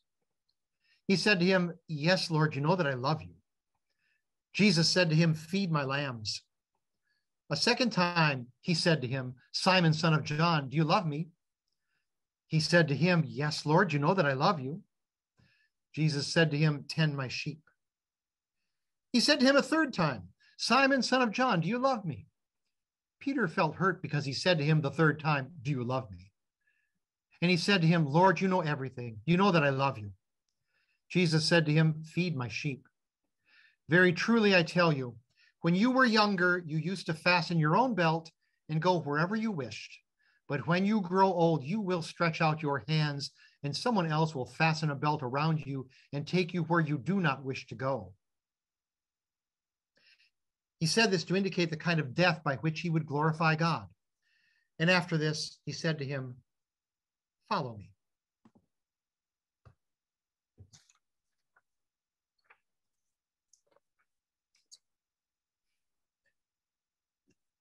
Some of you will probably know this, that the first two times that Jesus asks Peter about his love, he uses the Greek word agapao, that agape word. And the third time he uses phileo, a different word for love. And that change in the verbs has sometimes been focused on as the key to understanding this exchange. That somehow Peter can't admit to the heights of agape love, and so Jesus lowers the standard, and Peter is hurt by that. I think that's probably wrong, and I would encourage you not to do that in your sermon. Agapao and phileo have been synonymous verbs through 20 chapters of John's Gospel. They are interchangeable in this book, and so it would be a little weird for them to become the point of difference here in the last chapter. And Peter does answer yes. Probably another indication that Peter is affirming what Jesus said, even if he does use a different verb. And John loves synonyms. I don't think we should get hung up on this one. In this same text, there are 2 words for know, 2 words for tend, 2 words for sheep, but we don't make them the pivot point of the sermon. And I don't think we should do that with the word for love either. I don't think that's how this text works. Peter's grief is probably not caused by Jesus changing the verbs, but by the repeated question, which I think is a reminder of Peter's repeated failure back in chapter 18, that Peter failed to confess Jesus 3 times. And here with this 3-fold restoration, there's also some recognition and some pain on Peter's part. He does love Jesus, and yet he failed Jesus. And again, maybe we can see ourselves in that. That our love for Jesus does not stop the ways that we fail him, and our failure of him does not stop Jesus coming to restore us. I'd like to see myself here in Peter. And Peter's call to action, right? Put your love into action. Feed my sheep, tend my lambs. Love Jesus' sheep the way that Jesus loves them. which is where it becomes difficult, right? Because remember how Jesus talks about the good shepherd, lays down his life the sheep. And that's what Peter's being called to. When you're old, someone else is going to tie you up and take you where you don't want to go. And to have one's hands bound was, in some Roman texts, a euphemism for crucifixion. They didn't like to talk about crucifixion so bluntly. It was kind of gross and impolite. And so they might talk about the unlucky tree rather than a cross. And having your hands bound was another reference to crucifixion. Sometimes the people were tied to the cross instead of nailed to the cross. And I think it's Tertullian that shares this tradition that Peter was in fact crucified by his own request, crucified upside down, so that he wouldn't look like Jesus, because he didn't deserve to die just like his Lord did. So the story is that Peter gets crucified upside down. In verse 19 here, this talk about Peter's upcoming death. We ought to remember in chapter 13 that before his arrest, on that last night with the disciples and Jesus, Peter vehemently promised something he could not do. He promised Jesus, "I will even die with you." Jesus is talking about how they're all going to scatter, and Peter says, no, I'm going to go to death with you if that's what it takes. And of course, that bravado crumbles in the moment. But now Peter can do that. Now maybe with the risen Jesus, with the Spirit, now Jesus promises Peter that he will in fact carry out that promise. And the phrase in the text is that Jesus, by saying this, your hands will be tied by someone else and you'll be led where you don't want to go, that Jesus signified by what kind of death Peter would die. That's the same statement that the author made about Jesus back in chapter 12 and again in chapter 18. Jesus says things that signify how he is going to die. And by having the same phrase repeated here about Peter, I think it's a kind of literary way to join Peter and his death to Jesus. To pick up Pauline language, Peter is being joined to the death of Jesus. His story is interwoven with Jesus's own death, as is, I think, true for all of us. And Peter's ministry is affirmed here. We talked earlier about sort of this dichotomy in the early church. Some churches clearly holding Peter as the prime disciple, the leader of the church. And then we've got this John community that really finds its source and its identity in this beloved disciple. And so the text affirms Peter's ministry, but it does it in John's terms. It affirms Peter's ministry not in terms of an office that Peter holds. It affirms Peter's ministry in terms of love for Jesus' sheep. And that's very much at the heart of what John thinks the community of Jesus has to be about. We don't get the same kind of interest in leadership in John's gospel unless it's that sense of loving one another. So yeah, Peter is here, I think, recognized as a leader in the church, but on John's terms, on the terms of love. And maybe that's fodder for a sermon, I don't know, but it's probably a really good reminder for us pastors and deacons that leadership without loving Jesus' sheep is at best really dangerous, and we need this reminder.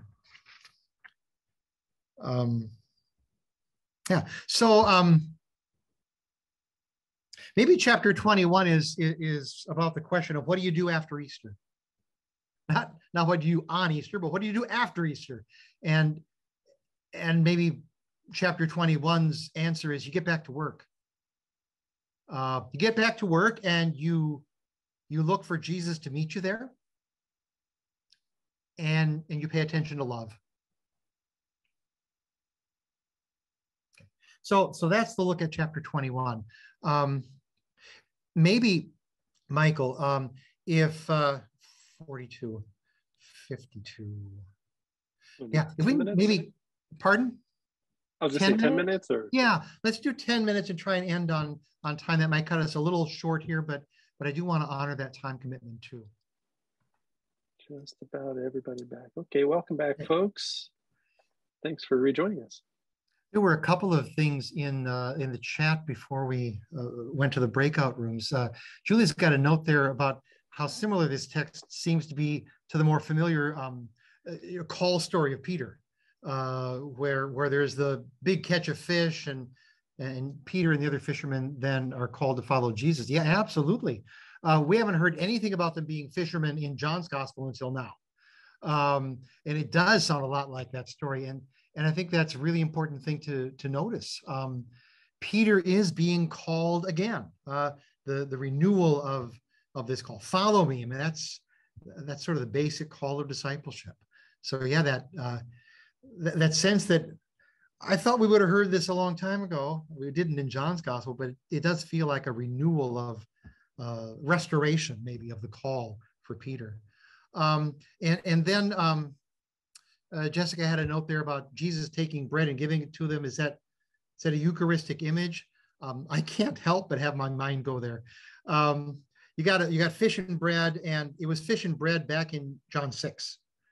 Though Luther was really clear that John 6 was about Jesus himself, Jesus' word as the bread that feeds us, there's an awful lot of Eucharistic imagery there in John 6. So yeah, when Jesus has bread and fish and offers the bread to the disciples, I can't help but think that that's a Eucharistic image. Are there other things that came out of your shortened discussion, questions or insights about chapter 21, which might not be the same kind of familiar stories that we get in chapter 20? Yeah, Darren. Just that there's really two different stories here, the abundance of the fish and then the recommitment of Peter, that maybe depending on your context to really evaluate what story do the people need to hear instead of trying to hit both. Yeah, I think it's a good insight. This is one of those texts, I think, where you're right. You could really pull a muscle trying to join these two things together in a sermon, and probably the sermon won't be well focused. But I think the lectionary frees us up to say, I'm going to focus on this part of it this year, and let the rest go for now.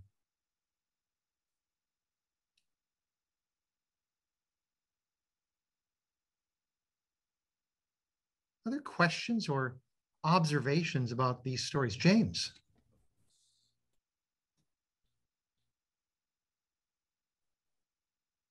No, I think you're still muted, James.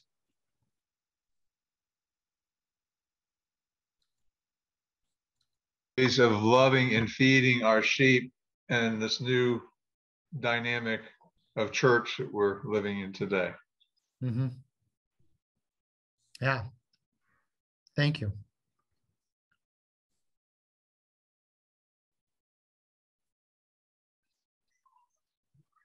Yes, Russ. Yeah, I think I know, and I don't know if it's part of the broken human condition, but how easily distracted we could be. And I really appreciated your talking about the 153 fish and how it can mean things. And it just seems like, okay, people were called to repent, and people are like, whatever, I called to repent. What's up with the 150? No, I'll get there. But so I just not take ourselves too seriously and try to say the right thing. So thank you for. It's nice. It's a squirrel. Yeah, absolutely. And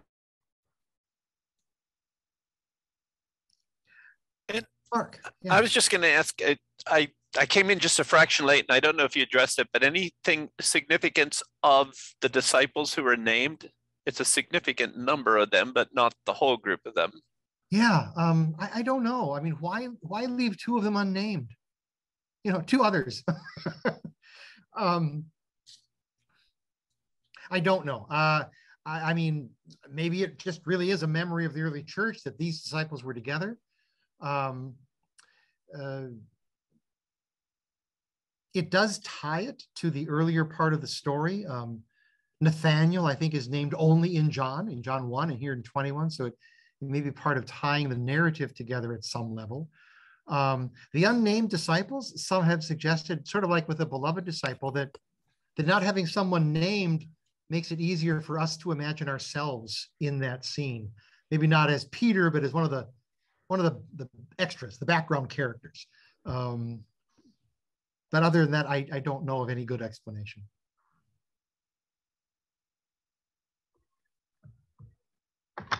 I couldn't resist the Google search of why is 153 important, and it yielded 59,900,000 results. That's nice. Yeah, so Susan suggests maybe not just the 12, meaning the others, maybe not named in the 12, but a way to realize the disciples group, there were others involved, a bigger set of followers than that. Yeah. Yeah, Diana mentioned they left it open maybe to tag themselves. They just never got around to it, she says. Yeah. Well, I think we're going to call time here maybe. Yep. It's 4 o'clock Eastern. It's been 3 hours. We've got a comment here from Karis. It says this has been so good. Thank you. So I echo that. Thank you, Dr. Peterson. I'm so glad that we've been able to engage here. Alan, there's some positive comments there in the chat. Thank you very much for sharing those. Same next week, same bat time, same bat channel. At least I'm old enough to say I got to watch some of those originally. We welcome you back here for part 2 next week, Friday, March 25th, 1 to 4 Eastern. And same link, so you can save that email, and I'll fix our issue with our reminders so that you'll get a couple of reminders this week in case you lose track of your email from today. And I'll just close us out with a word of prayer. Let us pray. Gracious God, we still in the midst of this Lenten season yearn for the story we get to hear once again of your resurrection. We travel through Holy Week coming up soon and are able to connect both to the pain and suffering and also the great joy that comes with Easter. Speaking of pain in the midst of our world, Lord, we ask that you continue to lift up those who are fleeing danger in Ukraine or from the dangers there, and those who are affected by the earthquake in Japan on Wednesday. Please provide care through neighbors, through friends, and also, Lord, that you would soften hearts of those who are causing destruction. We ask that you continue to watch over us as we preach week in and week out, as we look for your gospel message, not just in the text, but in our lives. We give you thanks for this day, for Dr. Peterson, and for this community gathered here. In Jesus' name we pray. Amen. Amen. All right. Thank you all. Thank you, Dr. Peterson. You're welcome. We'll see you all next week. Take care. Last week, we looked at Easter and the couple of Sundays following that, which really covered just about everything in John's Easter and post-Easter narratives. So today we're going to look at the texts for the 4th through the 7th Sundays of Easter. And of course, those passages are going to come from earlier parts in John's Gospel. I think in general, we could think about these Gospel texts for the last half of the Easter season as texts that point ahead to what will be true after Jesus is glorified through cross, resurrection, return to the Father. Though given John's worldview, they are true even before Easter as well. I think the challenge is that in these texts we don't find the engaging narratives that we had in Easter 1, 2, and 3. But instead we get, as is often the case in John's Gospel, you might have noticed, these sometimes long and often kind of swirling words from Jesus. It's sort of this flood of words, and it's hard to figure out where to start. Easter 4, which is the first text we will look at, every year in the 3-year lectionary cycle, Easter 4 has a gospel reading from John 10. That's the chapter about Jesus as the Good Shepherd. But it's a different section of the chapter each year. And this year's reading, year C, is not the warm and fuzzy part of chapter 10. Here the text gets a little prickly, which might actually be a good thing. It might be a chance to maybe overcome some of the sentimentality that sometimes overshadows the whole Good Shepherd piece. Earlier in chapter 10, Jesus calls himself the gate, and the leaders don't really understand that. And then, of course, he calls himself the Good Shepherd, and they should understand that, because in Israel's prophetic tradition, the one who is the Good Shepherd, the true shepherd, is God.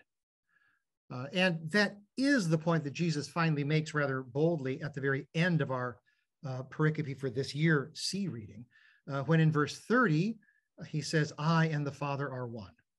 And that leads then immediately to a move to kill Jesus. But the lectionary reading stops before that happens. It's probably good, though, to realize that's where this is heading. After these words from John 10, the people are ready to do away with Jesus. I think all of that might be a reminder that the Good Shepherd is not just a cute, sweet image. Even if we are in year A or B, it still isn't that cute, sweet image. The Good Shepherd is a claim about who is in charge. And I think it's a claim about the actual direction of the world. And this is all, I think, a critique to those religious leaders who in chapter 5 threw that healed blind man out of the community because he dared to not turn his back on Jesus. So this year's reading might be a good chance to notice some of those more demanding aspects of the claim that Jesus makes in this Good Shepherd language. And so without all of that as kind of context for this, I want to put the text up on the screen while I read it through, just because I think it might be helpful to be able to see this as well. Let's see if I can get this up. So the new RSV on the left-hand side, if you can read two screens at once, the Net Bible is on the right, but I'm going to read the left-hand screen. At that time, the festival of the dedication took place in Jerusalem. It was winter, and Jesus was walking in the temple in the portico of Solomon. So the Jews gathered around him and said to him, how long will you keep us in suspense? If you are the Messiah, tell us plainly. Jesus answered, I have told you, and you do not believe. The works that I do in my Father's name testify to me, but you do not believe, because you do not belong to my sheep. My sheep hear my voice, and I know them, and they follow me. I give them eternal life, and they will never perish. No one will snatch them out of my Father's hand. What my Father has given me is greater than all else, and no one can snatch it out of the Father's hand. I and the Father are one. That's where this Sunday's reading stops. At the beginning of this text, in verse 22, we're told that it is the festival of dedication. That is the dedication of the temple. This is Hanukkah. And people remembered how the temple had been polluted, defiled in the 2nd century BC, and then had been retaken and sanctified again.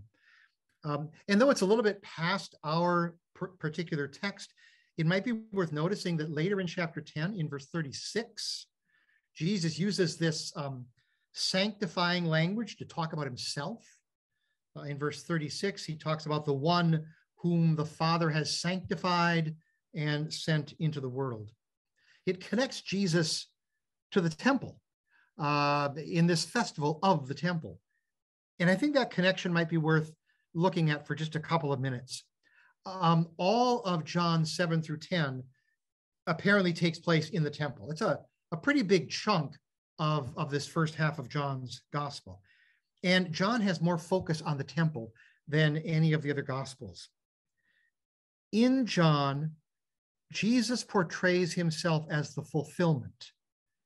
and I think the replacement for the temple in Jerusalem.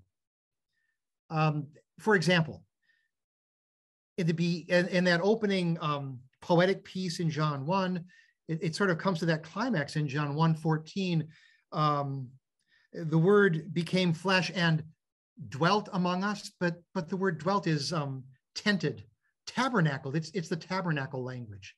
So Jesus presented as that presence of God that travels with the people. Later in chapter 1, after the first disciples are called by Jesus, Nathanael comes to meet him, and Jesus talks about how they will see the angels of God ascending and descending upon the Son of Man. And that language about the angels is Jacob's dream at Bethel. Bethel named House of God because there heaven and earth came together. That's Jesus now, where heaven and earth come together. In chapter 2, the cleansing of the temple, which in John's gospel, you'll remember, is shifted to the beginning of his ministry instead of at the end, the way the synoptic gospels have it. In that scene, Jesus says, destroy this temple, and in 3 days I will raise it up. And then the narrator tells us he was talking about his own body. So Jesus talking about himself as the temple. In chapter 4, we get the Samaritan woman at the well, and there's all this language about, or this discussion about, where is the right place to worship? Is it Jerusalem or is it Mount Gerizim? And Jesus and this woman have this worship discussion, which then moves very quickly to Jesus identifying himself as the Messiah. And here we are in Hanukkah in John 10, and the leaders are trying to, ironically, remove from the temple the very one that God has sanctified, even as they celebrate the sanctification of the temple. Jesus' ministry, public ministry, really begins in chapter 2 with that cleansing of the temple.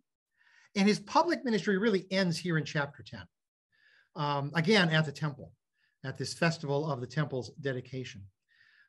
This is the last confrontation with the religious leadership before Jesus gets arrested. And then we're off to the crucifixion in chapter 18. It's a lot of temple imagery.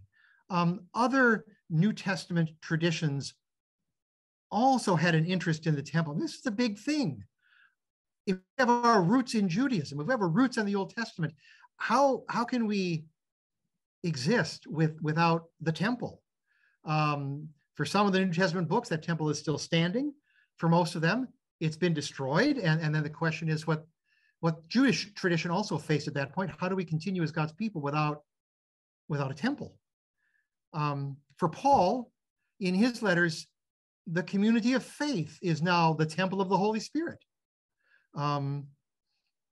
For Hebrews, Jesus is the true high priest, and he has entered the heavenly temple to offer that once and for all sacrifice. In Revelation, we get the sort of the curtain of this world pulled back, and we get to see the worship of heaven going on, and then the declaration that God will descend from heaven. This new Jerusalem will come down, and there will be no temple because God will be dwelling in that city with God's people. So they're all wrestling with, how do we talk about the temple in the context of Jesus and in the context of the actual temple now maybe being destroyed? The fourth gospel here does something else, I think, and identifies Jesus himself as the temple. Jesus is the place where God's presence dwells. Jesus is the place where God meets God's people. And that seems to be the claim made throughout the gospel. If you look at verse 24, so the Jews gathered around him and said to him, how long will you keep us in suspense? If you are the Messiah, tell us plainly. I think it's difficult to know how to take that question. Are they sincere? Or are they defensive and angry? Are they trying to trap Jesus? It is the Jews, that John says, that is the Jewish leadership, who asked this question. They have not been a positive set of characters in John's gospel.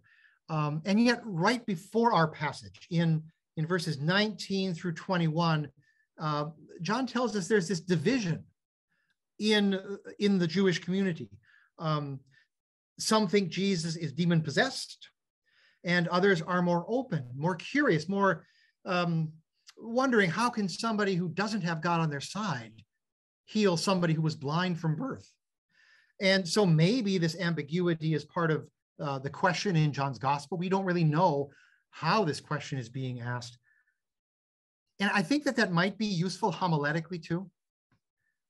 We might raise the question, what kind of questions do we ask Jesus? What kind of questions do we ask God? Sometimes maybe they are really open questions, and sometimes they might be a bit angry. I think we might ask both kinds of questions. And don't we really want a clear answer from God most of the time? We don't like living in the ambiguity. So maybe getting the answers to our questions isn't the most important thing. Sometimes we need Jesus to redirect us because our questions are missing the point. And I think that's what Jesus does for the questioners in this text as well. Jesus answers them in verse 25 and says that he's told them plainly. Has he really? There's no place in the narrative where he tells the Jewish leadership or any of the Jewish community clearly that he's the Messiah. The closest kind of word we get to that is in the story with the Samaritan woman at the well, where she says, I know when Messiah comes, he will answer all these things. And Jesus says, that's me. But he hasn't actually told anybody else in the story. So we ought to wonder what this means. Maybe the second half of the verse is what Jesus is referring to, that the deeds that he does, the signs that he's been doing, surely point to his identity. Although we've noticed that those signs are not unambiguous. Some people who see Jesus heal the blind man think that surely God is with him, and others think he must be in league with the devil. So maybe not as clear as some people would have liked if that's what Jesus refers to. Or maybe coming out of the Good Shepherd language at the beginning of this chapter. Maybe that's what Jesus means by telling them plainly. The Good Shepherd pointed to that restored rule of God. And so Jesus' own messianic identity. But still, you've got to kind of have ears to hear if that's what he means. Or is it Jesus' constant way of talking about the Father and his relationship with the Father?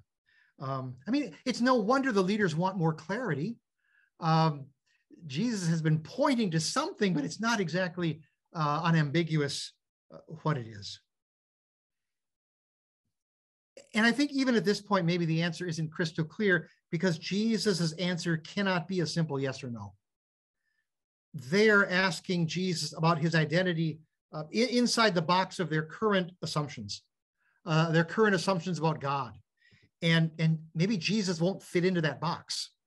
And so a simple yes or no just won't be possible. And Jesus is trying to point them to maybe something more transformative. And again, I wonder in terms of preaching this text, if that ambiguity, that kind of fuzzy answer that Jesus is giving might also be homiletically useful.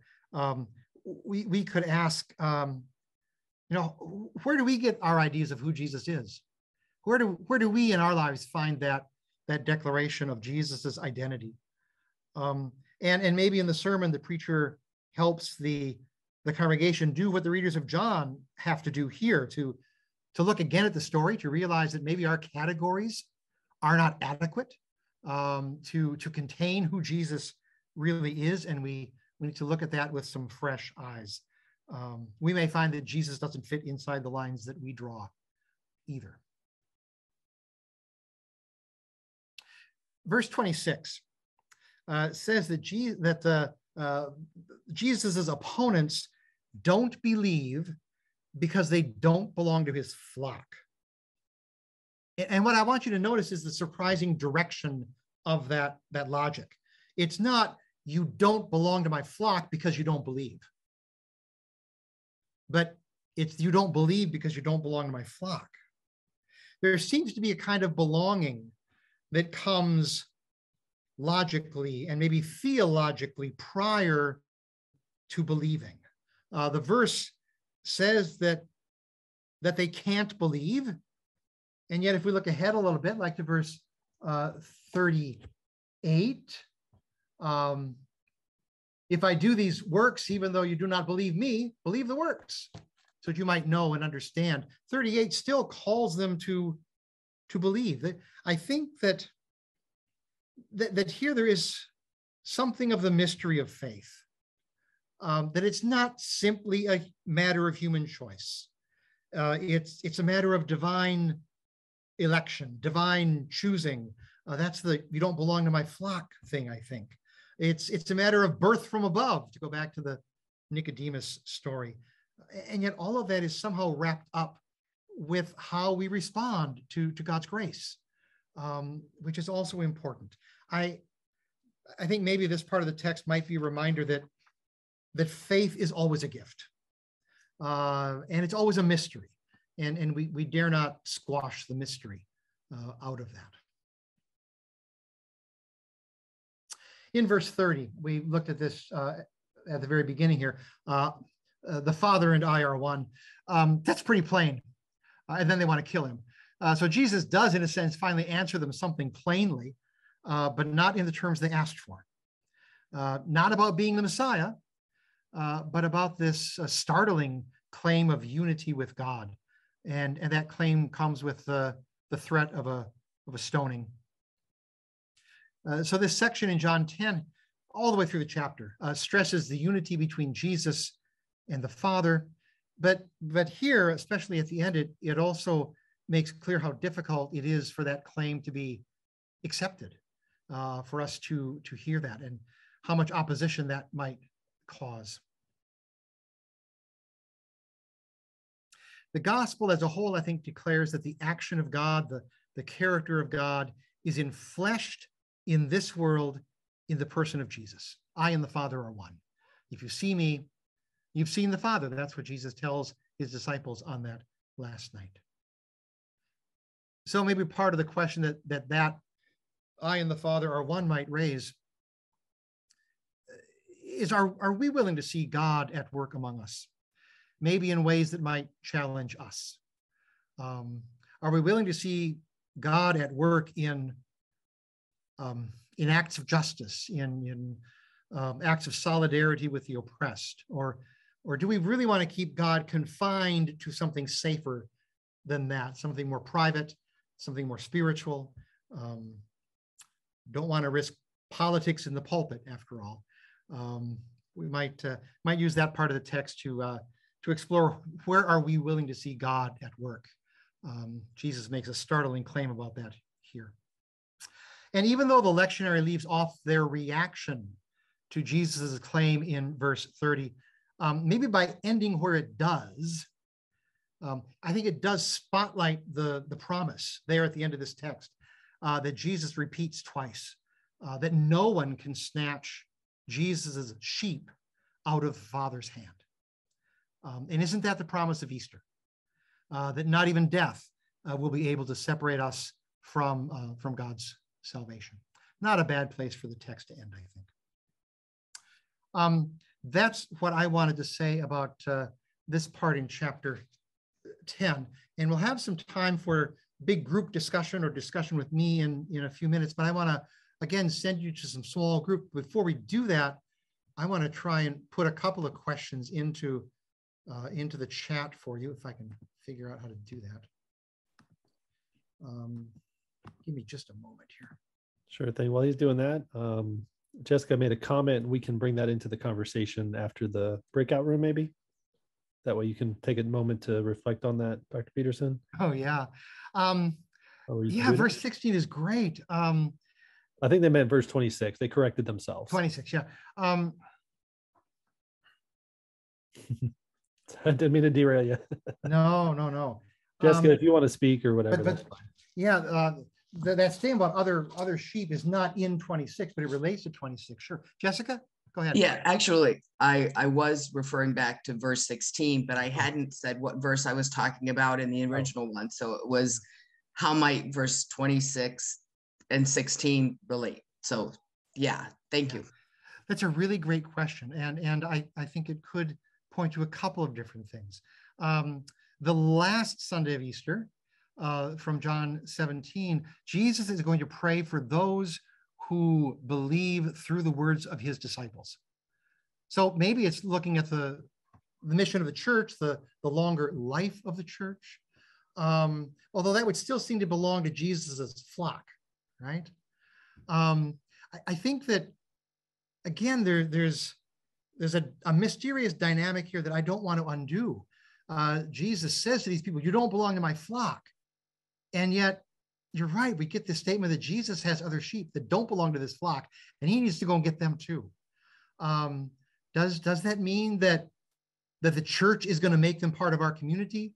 Or does that mean Jesus, the Good Shepherd, has other ways to reach them and to be their shepherd too? I think it's a great question to ask.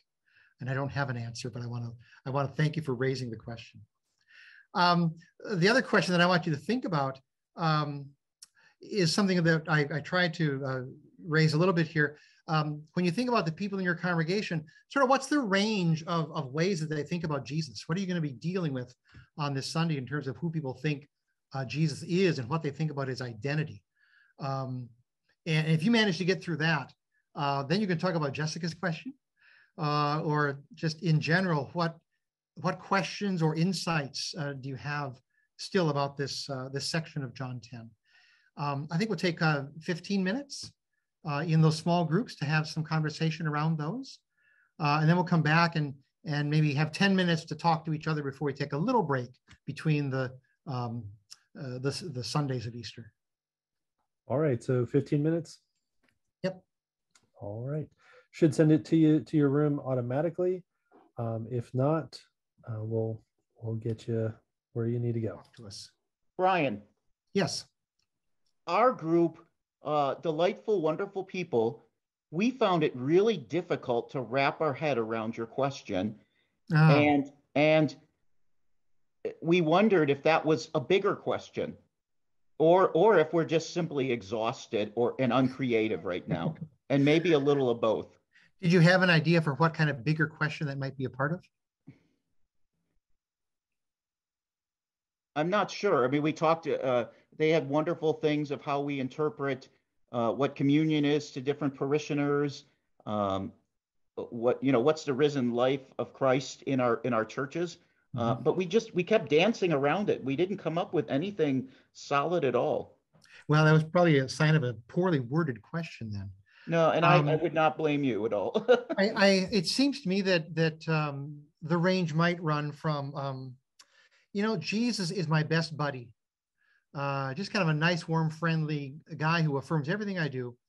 To Jesus is the judge, the one who is watching everything I do. Oh, be careful, little hands, what you do. That sort of thing, if you know that old Sunday school song. To maybe Jesus is an American. I know. Maybe that sort of nationalistic Jesus. I think that the Good Shepherd, especially when he starts getting a little prickly here at the end of chapter 10, maybe makes some claims about being the one who forms a people, not that we form ourselves, but gathers these ornery sheep into one flock. And somehow the combination of loving care and leadership might be something we have a hard time holding together at the same time. So those are the sorts of things that I think I was thinking about when I asked that question. I don't know if that makes it any more sensible or not. Susan? Our group talked, the direction we ended up going in is the number of people who limit Jesus' identity. Well, he's my savior. He went to the cross for me without, and some conversations that we've had with our folks about, well, what about his life? How do we learn from how Jesus lived? And that's often really difficult for parishioners to make that segue because they've been hearing all their lives, Jesus was crucified and died for your sins, and that's who he is. Well, and the creeds pretty well jump over Jesus's life to get to the cross. So there's a long tradition maybe of doing that sort of thing. Do you think this text would help maybe redirect some of that? Could help redirect some of that?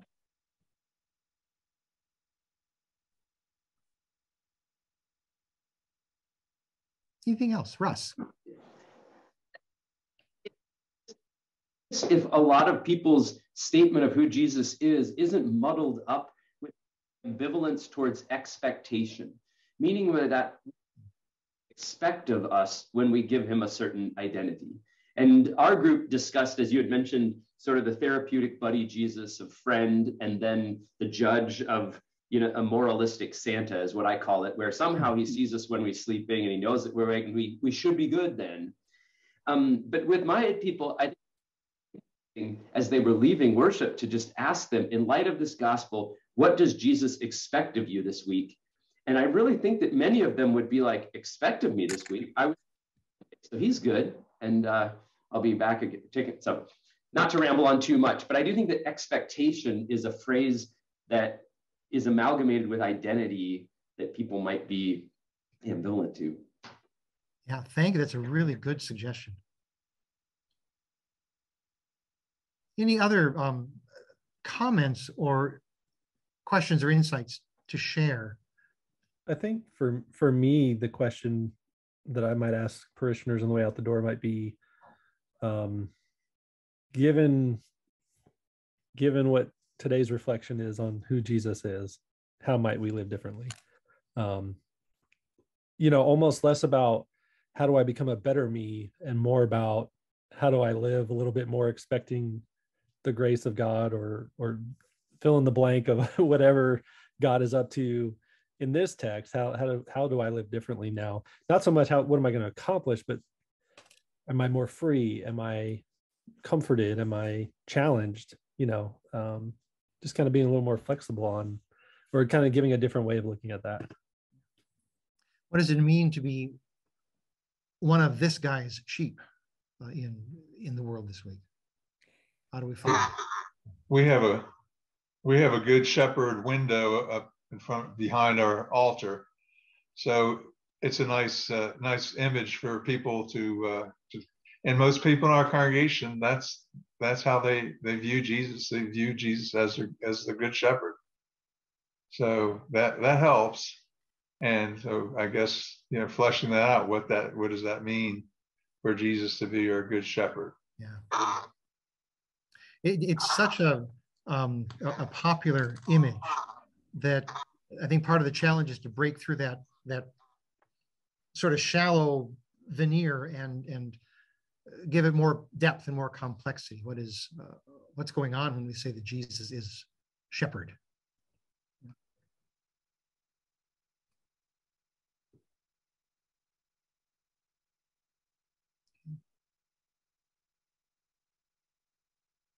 Jessica.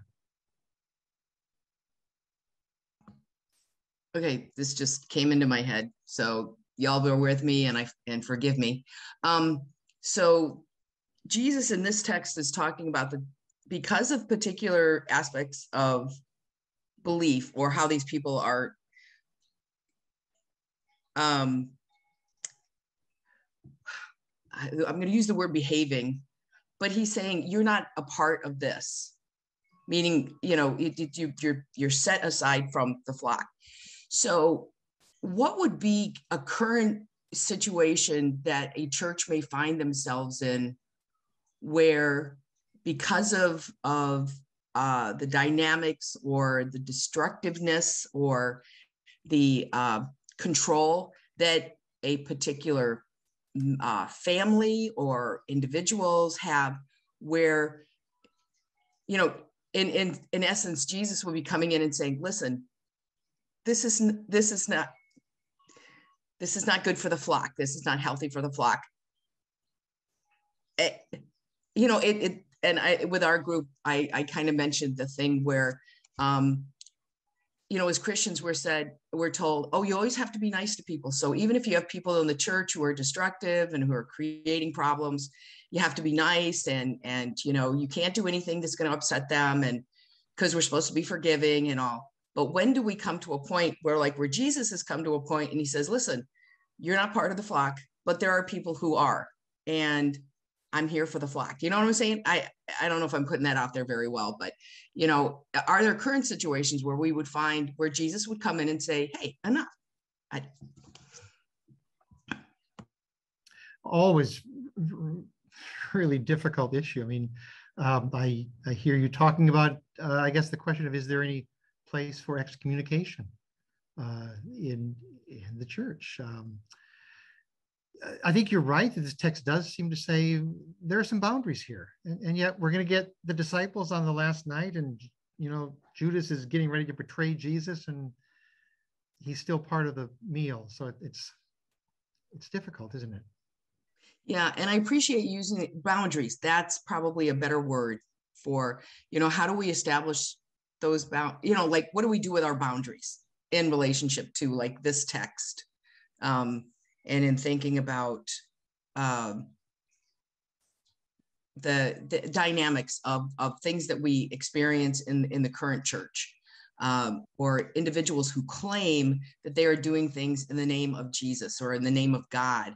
And they're using that as, this is why I am doing, this is why I feel we should have this law. This is why I feel we should take this action, or that type of thing. And anyway, okay, I'm going to shut up now because I'm just like taking over. So. I wish I had a good answer for you. I don't, but I recognize the dynamics there that are important and difficult. Anybody have a response to that before we take a very short break here? Yeah, Joel? To be honest, what I am feeling right now is our church now is open, fully open. During COVID, there was a small handful of people who were horrible during COVID. They were horrible, complaining. Why do we, and to the point where our music director quit. And so now they're open, we're open, and they're all sitting out there smiling and happy. And I want to scream at them. It's like they got their way, and now everything's good for them. But I am very angry at them, and I hope Jesus is angry at them, to be honest, because they hurt a lot of people. And now it's like, well, we're all okay now, Pastor. Everything's back to normal. It isn't back to normal for me. Yeah. It's horrible. Let's just not bring that up again. We don't have to ever talk about that again, right? Yes. I had people that actually said, it's not our responsibility to protect people. That's their responsibility. And we had some arguments about that. Thank you. Thank you to both of you. I want to take just a 5-minute break just to get up and stretch and do whatever you have to do. But let's come back after 5 minutes and we'll look at the next Sunday's text. So we're up to the 5th Sunday of Easter. And in all 3 years of the lectionary, the gospel reading for Easter 5 comes from that long last night's conversation between Jesus and his disciples in John's gospel. And this year it's a little piece from chapter 13. And to set some context here, our text comes shortly after Jesus has washed the disciples' feet. He has predicted the disciples are going to abandon him. Judas, in John's gospel, inspired by the devil, has been sent out by Jesus to go and do what he needs to do. He's just left the group to arrange that betrayal.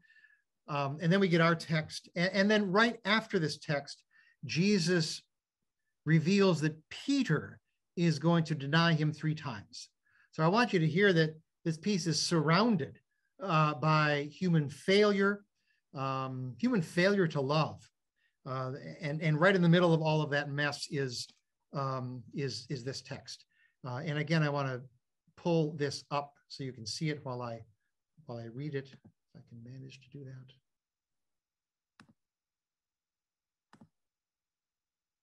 This is John 13:31 and the next several verses. When he had gone out, Jesus said, "Now the Son of Man has been glorified, and God has been glorified in him. If God has been glorified in him, God will also glorify him in himself, and will glorify him at once. Little children, I am with you only a little longer. You will look for me. And as I said to the Jews, so now I say to you, where I am going, you cannot come. I give you a new commandment, that you love one another. Just as I have loved you, you also should love one another. By this, everyone will know that you are my disciples, if you have love for one another."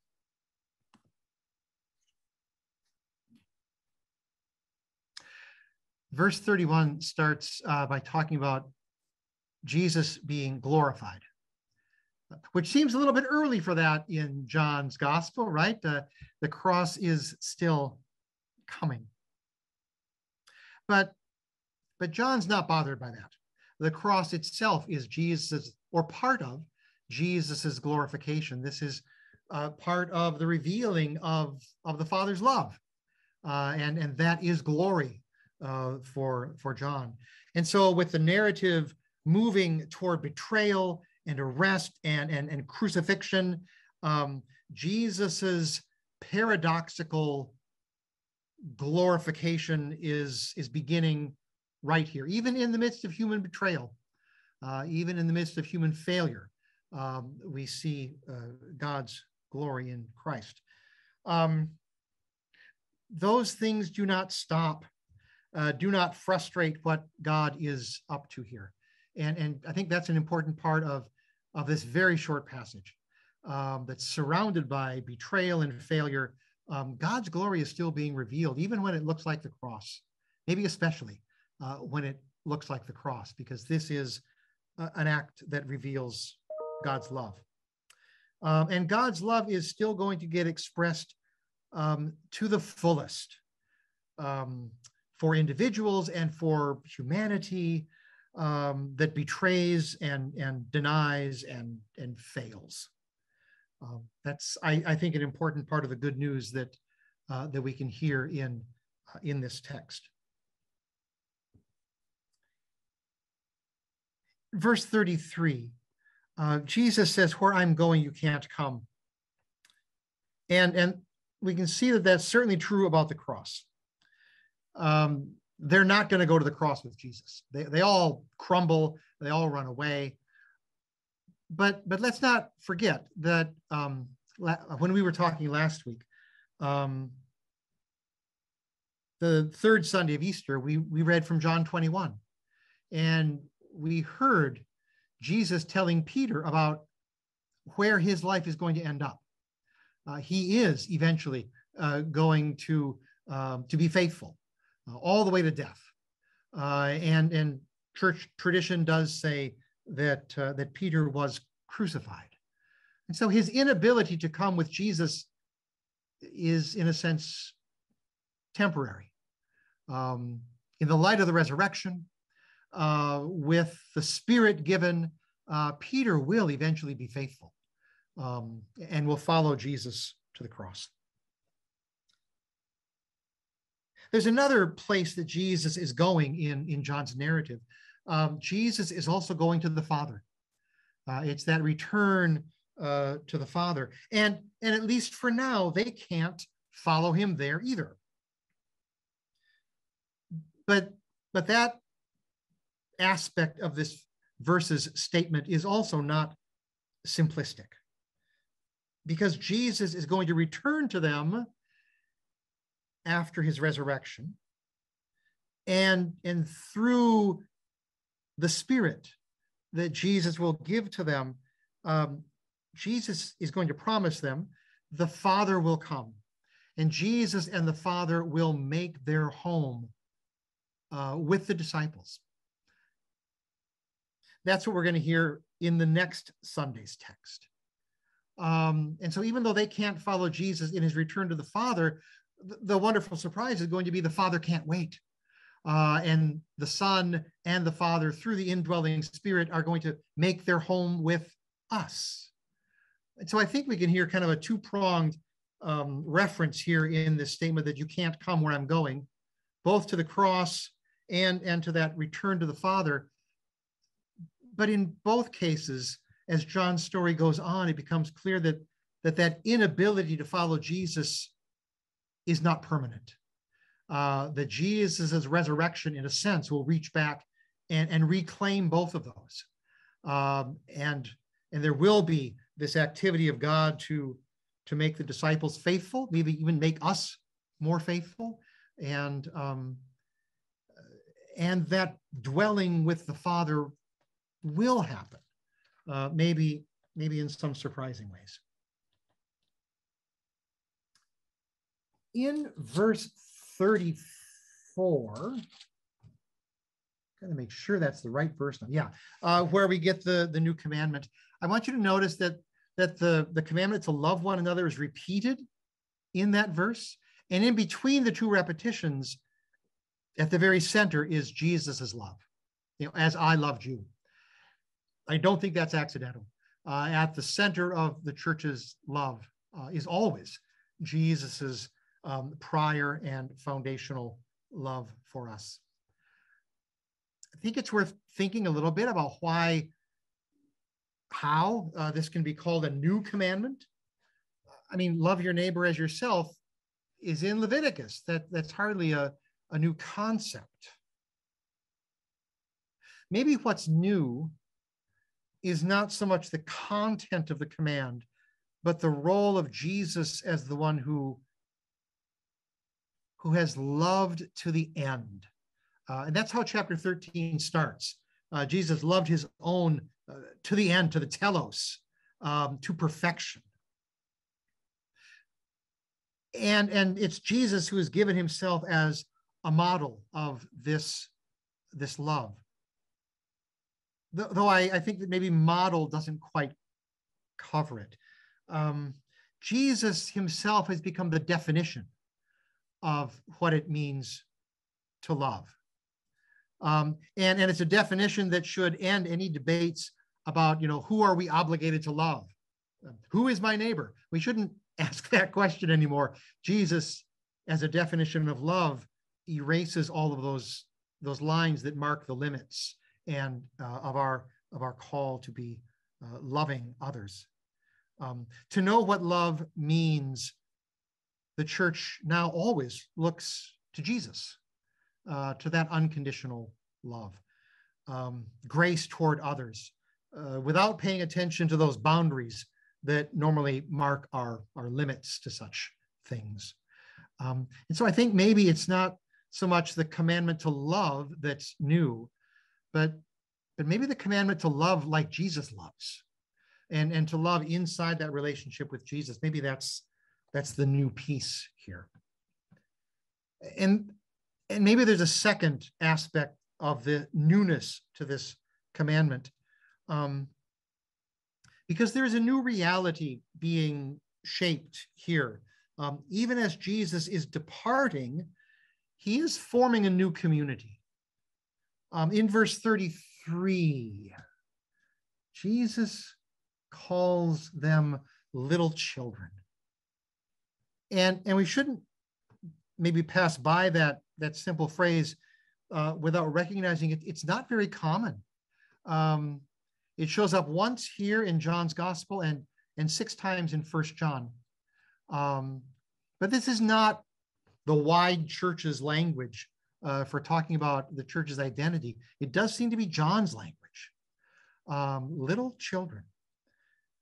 There's a new family, a new community being formed around the death and resurrection of Jesus. A new community being given birth by that love of Jesus. And so I wonder if a sermon might spend some time exploring what it means to love within a community. Because sometimes, it's maybe easier to love our enemies because you don't have to run into your enemies every week. But maybe loving people inside the community that annoy you, that might be a little harder. And I wonder if the sermon could spend some time thinking about what it means to love as a community and not just as an individual, though the individual love is important too. But I think that, and maybe I'm thinking, about Ukraine these days, for all the frustration that may at times come with being part of a larger church body like the ELCA. It is also true that we can love others as a community in ways that we could not do individually, like actually getting aid to Ukrainian refugees where they need it. And maybe the pandemic has given us opportunities to love one another within the community. And maybe it has tested our limits of that love. But as we were talking before the break, this may raise that question. How do we love one another even when we disagree about things like wearing masks and whether or not we can sing together in worship? How do we love one another when those things are more dangerous for some of us than for others? Maybe we do it badly. But I think this text raises some issues about love within a community that maybe the sermon could explore a bit. And I don't think we have to be self-deceptive or Pollyanna about that. And again, remember where we started talking about this text, that this is a community that right now is in the midst of betrayal and denial, and maybe that's exactly the right place to hear Jesus's words about loving one another as being at the center of what it means to be a disciple.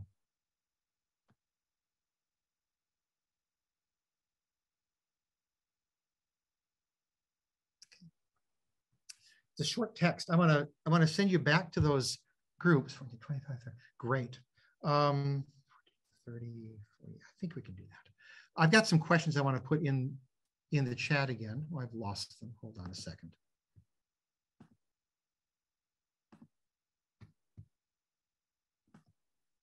I'm sorry. I thought I had those copied already, but I seem not to have done that.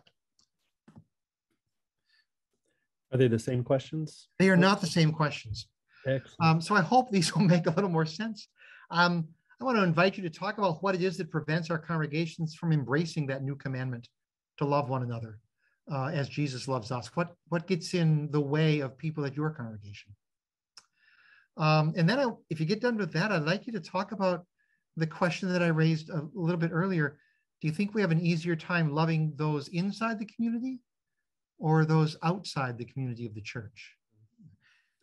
So the same sort of question, what came up in your conversations? Insights about where our congregations are in terms of actually loving one another and this commandment. How are they going to hear that on Sunday?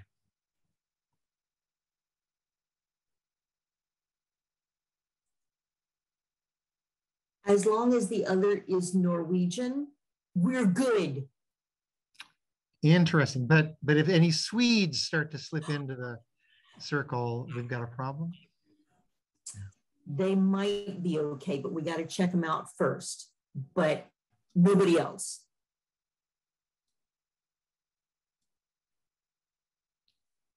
Anybody have a church event or an example of where the congregation actually did live this out? That they loved one another in a notable way? Oh, sorry to hear the silence. That says something. I can share something. There was some pain and growth in it, but I serve in Mississippi, and we were impacted by the ice raids. And a lot of our people in Mississippi are from Guatemala, and we put baskets at the back of the church for people to bring beans and rice and mesa flour and a list of things that were given to me by the people that were impacted. And the church filled them up every week, and I took them to the people. And so I think that was a big way to love someone who is not like us. Thank you. Joel. Well, I was pleasantly surprised. I have a wonderful church, and I've been meeting with the women's group for Bible study, and they brought the topic up about welcoming LGBTQ people, fully welcoming them. And of course, I have no problem with that. I'm very hesitant to bring this up, but they brought it up, and they even asked, well, why haven't we done that study yet so we can become reconciling in Christ? And I said, you think we should do that? And I mean, they were just, I said, there are a couple people that are going to be upset. And they said, so what? So I was pleasantly surprised. My lack of courage, I guess. So, I mean, that is, I think, an example of loving one another. Thank you. Yeah, I will admit too that there's times where I've had a lack of courage for fear of rocking the boat, so to speak, or you name the issue. I mean, we have had some challenging conversations in congregations I served. The most challenging one was changing the worship schedule, but we agreed to principles. We followed open conversation, and everybody was in accord. And we had the change, but we did do conversation around, it wasn't technically being RIC, but it was just establishing, would we allow for same gender relationship, marriage, or for the pastor to choose to fulfill that role as a celebrant officiant. And there was some tense conversations, but mostly it was council members were listening posts kind of thing, and everybody got a chance to kind of share their piece, and went okay. Thank you.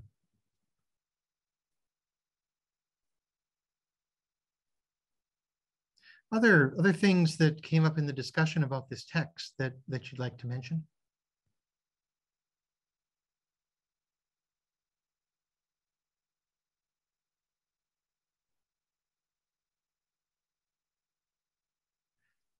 Let's take a 10-minute break between this text and the next one. And so I think we'll come back at 2:45. Thank you. We're up to the 6th Sunday of Easter. And in year C, at least, we're still in that long last night's conversation between Jesus and his disciples.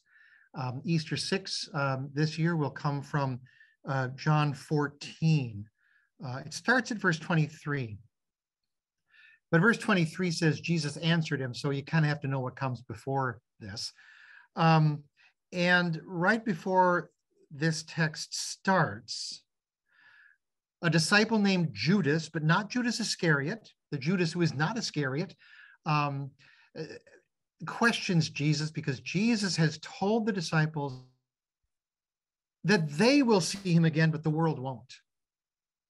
And Judas, not Iscariot, says, how does that work? I think that Judas's question is probably reflecting kind of a more standard apocalyptic expectation that we see in the synoptic gospels, where the coming of the Son of Man will be like lightning flashing from east to west. You can't miss it. So Judas, not Iscariot, sort of scratches his head and asks, how is that going to happen, Jesus? And then we get this text as the answer. And again, I'm going to try to put the text up here as I read it.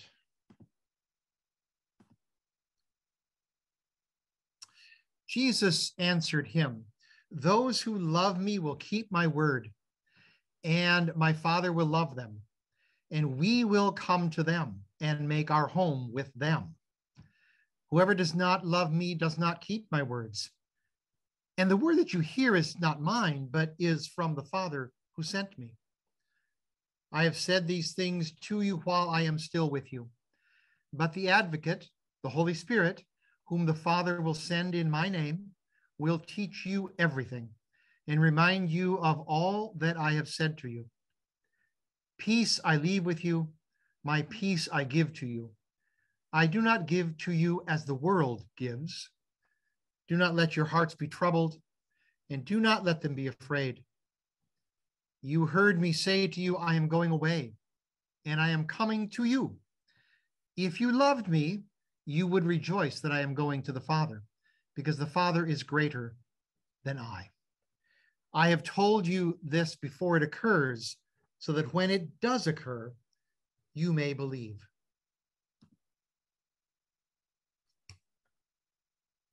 I think that Jesus's answer to Judas, not Iscariot's question shifts the focus. Now not talking about the parousia, apocalyptic, at the end sort of coming, but instead on the issue of how can Jesus's disciples still know him and still love him after he has departed. And I think that might be an important question.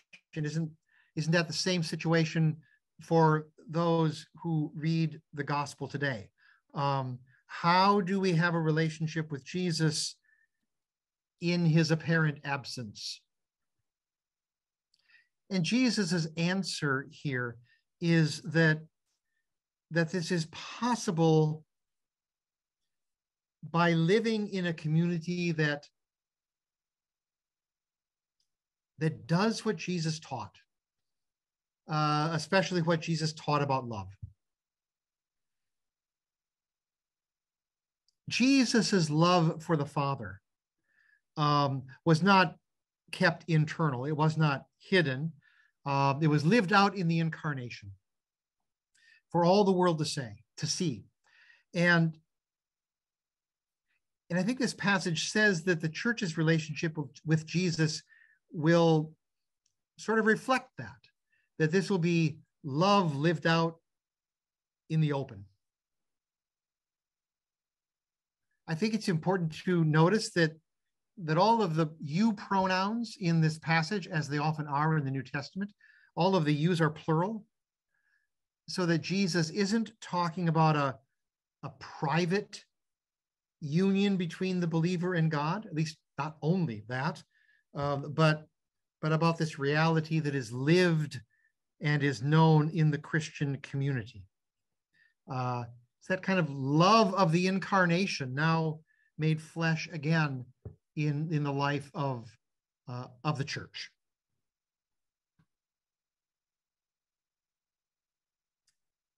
Verse 23 says that God will come and make a home with us. We will one day be at home with God. I think that's where chapter 14 starts. In my Father's house are many, mansions, rooms, dwelling places. The word there is, the Greek word is mone, an abiding place, a staying place. And the same word for mone, for abiding place, dwelling place, remaining place, gets used in this verse as well.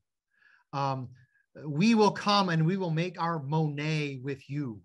our staying place. I think it's a dramatic moment in John's story. The very first disciples, back in chapter 1, are sort of stalking Jesus. You know, they were John the Baptist's disciples, and now they're following Jesus. And he turns around and says, "What are you looking for?" And their response to Jesus was, "Where are you staying?" That's sort of the question that discipleship starts with in John's gospel. Where are you staying? And it seems like a really superficial question to ask at that moment, but maybe it has a deeper meaning as we read through John's gospel. And maybe here we get the answer. We get the answer here. Jesus is staying with us always. And that's the answer that disciples learn. Verses 25 and 26 talk about the Spirit, the Paraclete in John's language. This dwelling of the Father and Jesus with the church is made possible by the Spirit, by the Paraclete. So Jesus returns at the end of our text for Easter 6 to talk about the Spirit's work once again. Unlike really the rest of the New Testament, the Spirit in John is not connected to particular spiritual gifts or abilities that we might exercise in the church. The Spirit is connected to Jesus and Jesus's continuing presence with us. I think that John's community faced a particular crisis because of the departure of Jesus to return to the Father. And it's a crisis that's created by this community's profound Christology. In John's telling of the story, it is the incarnation that makes the Father known. It is the incarnation that makes faith possible. It is the incarnation that makes the glory of God visible for the world. Faith in John's community is not some general theological concept about trusting God. It was focused on the relationship that the incarnation made possible. So what happens when the incarnation is no longer accessible to us? What happens when we can no longer experience that incarnation in the same way? That's the crisis faced, I think, by John's community, caused by the return of Jesus in resurrection and glory back to the Father. And John's answer is that it's the Spirit. The Spirit is the means by which Jesus will continue to be present for the church. The Spirit is the reason that the disciples can continue to abide in Jesus, can abide in Jesus's word. I think in some really profound way, the Spirit is the continuing power of the incarnation among Jesus's disciples, so that what will shape the church is not this sense that we have the absence of Jesus. What shapes the church is the living presence of Jesus, but now in a new way. Jesus united with the Father, Jesus making a home among us through the Spirit.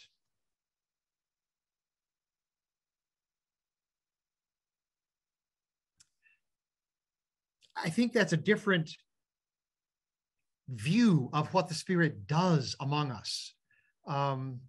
Maybe different than the story of Acts where people start speaking in strange languages.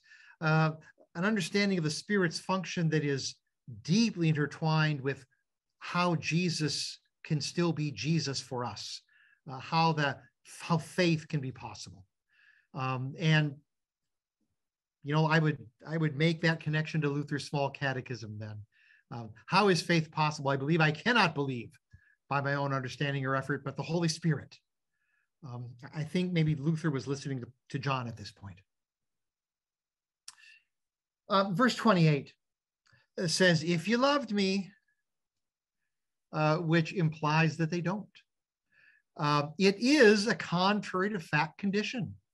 If you loved me, and the very construction of that sentence implies you don't love me.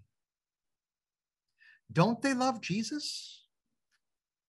Well, maybe not. Maybe not fully. Certainly not as much as they wanted to. They all are going to abandon him. Don't we love Jesus?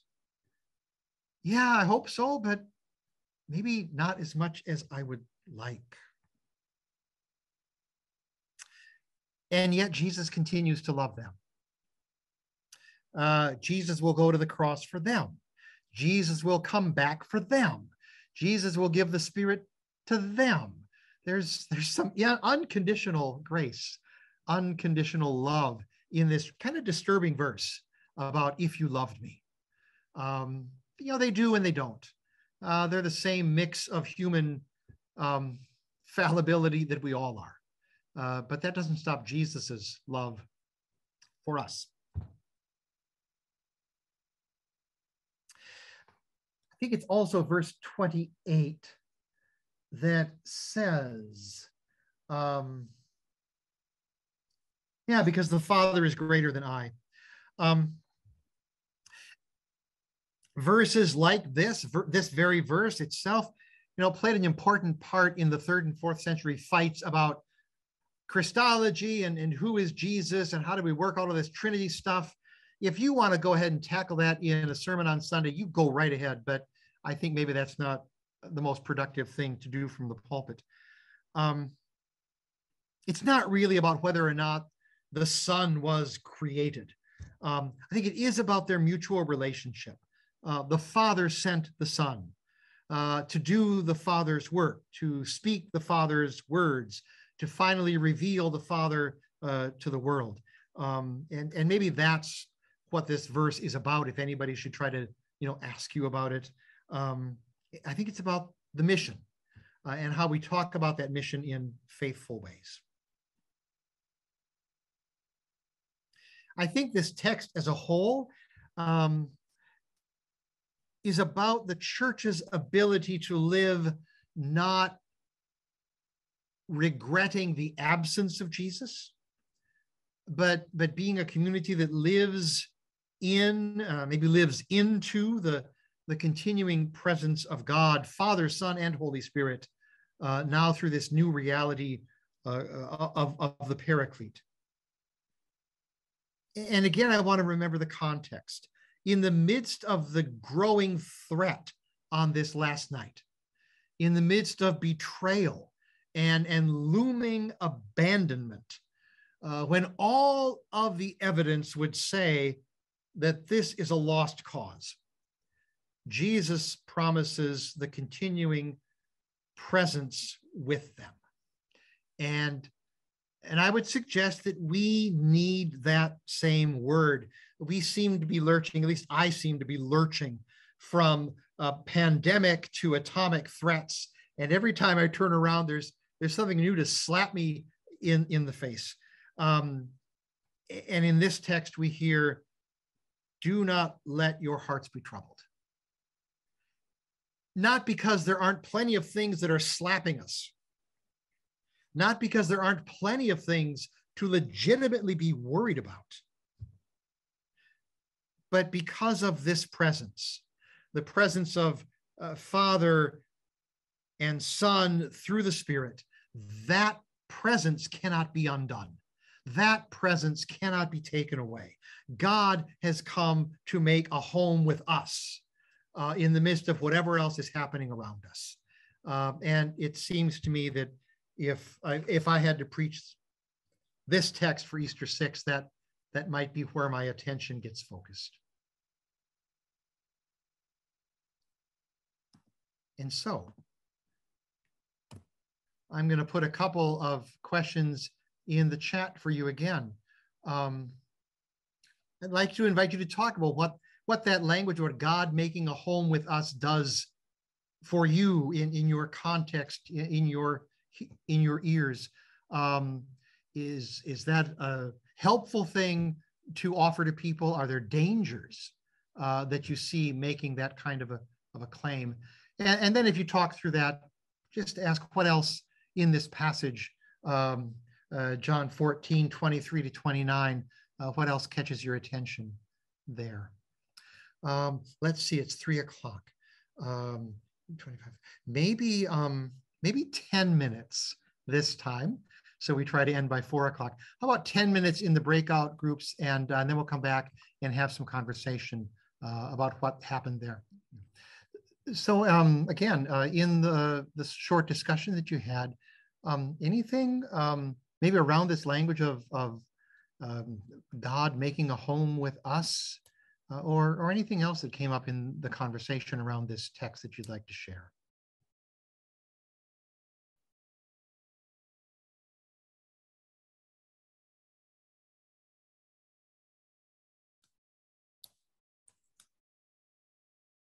I was talking about when I was in seminary and was translating from the Greek, we got the passage about my sheep know the sound of my voice, but I translated it as my sheep know the sound of me.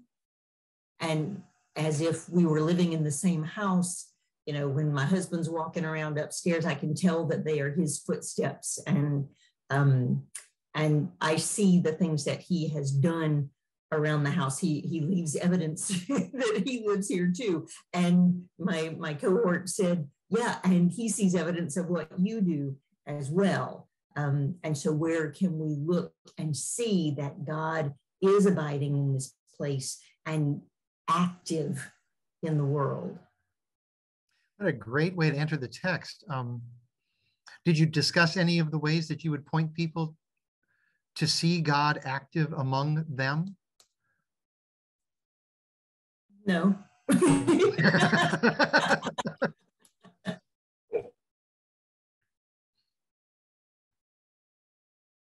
Other conversations or comments?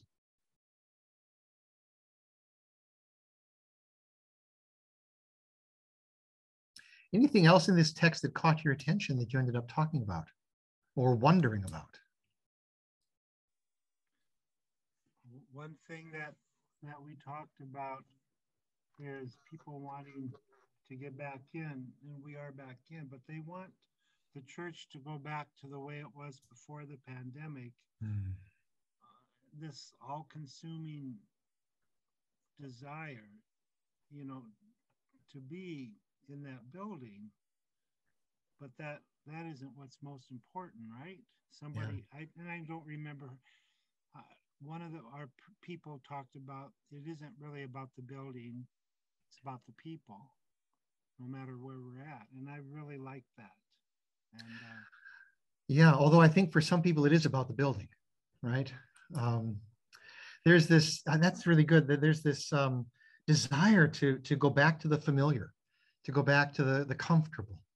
And you know, maybe in this text about God coming to make a home sounds comfortable and familiar, and yet something in this passage is pointing to a new reality, a new way to encounter Jesus, a new way to experience God's presence, and so there's that call to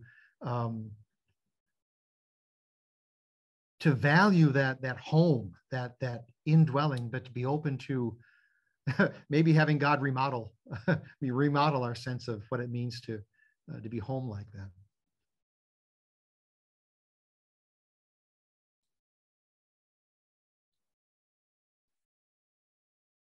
I know it's been inspiring to me to see how people in Poland have opened their homes to people from refugees from Ukraine.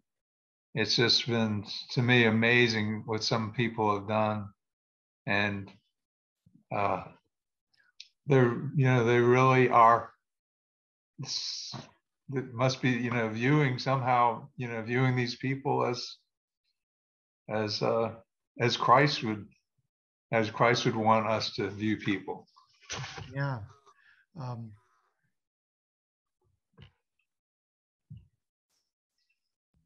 God makes a home with us. Maybe that means that, of course, we are the people in need of welcome and healing. But I wonder if it maybe works the other way too, that God is calling for, looking for a place to be in the world, and maybe in our acts of love and justice is that home that we provide for God in the world. I think it maybe flows both directions. Thank you. The image of the people in Poland opening their homes so that others can come and make a home with them is really profound at this point.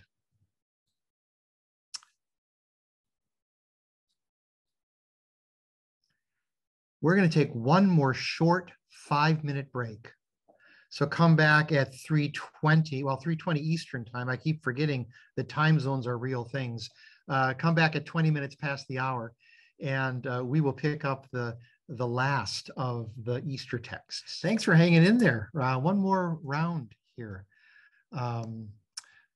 with the 7th Sunday of Easter.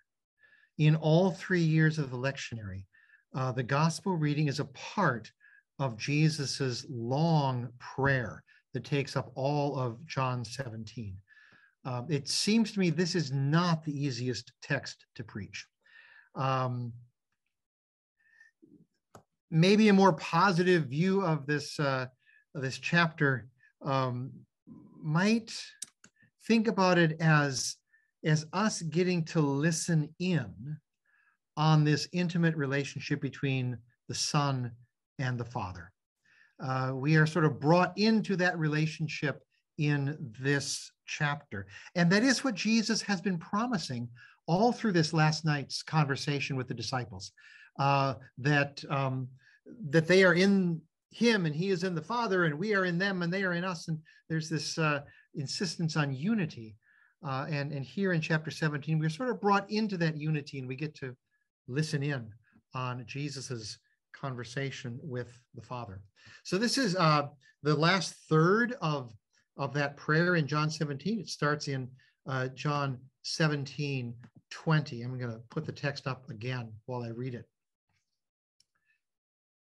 I ask not only on behalf of these, but also on behalf of those who will believe in me through their word, that they may all be one. As you, Father, are in me and I am in you, may they also be in us, so that the world may believe that you have sent me. The glory that you have given me, I have given them, so that they may be one, as we are one. I in them, and you in me, that they may be completely one, so that the world may know that you have sent me, and have loved them, even as you have loved me. Father, I desire that those also whom you have given me may be with me where I am, to see my glory, which you have given me because I loved you before the foundation. You loved me before the foundation of the world.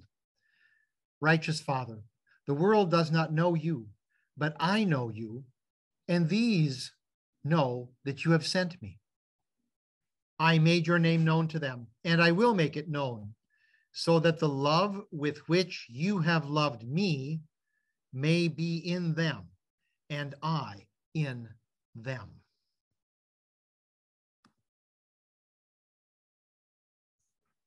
Swirling words.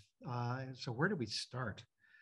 I think maybe by noticing that unlike Jesus's prayer in the garden in the Synoptic Gospels, there's no agony here.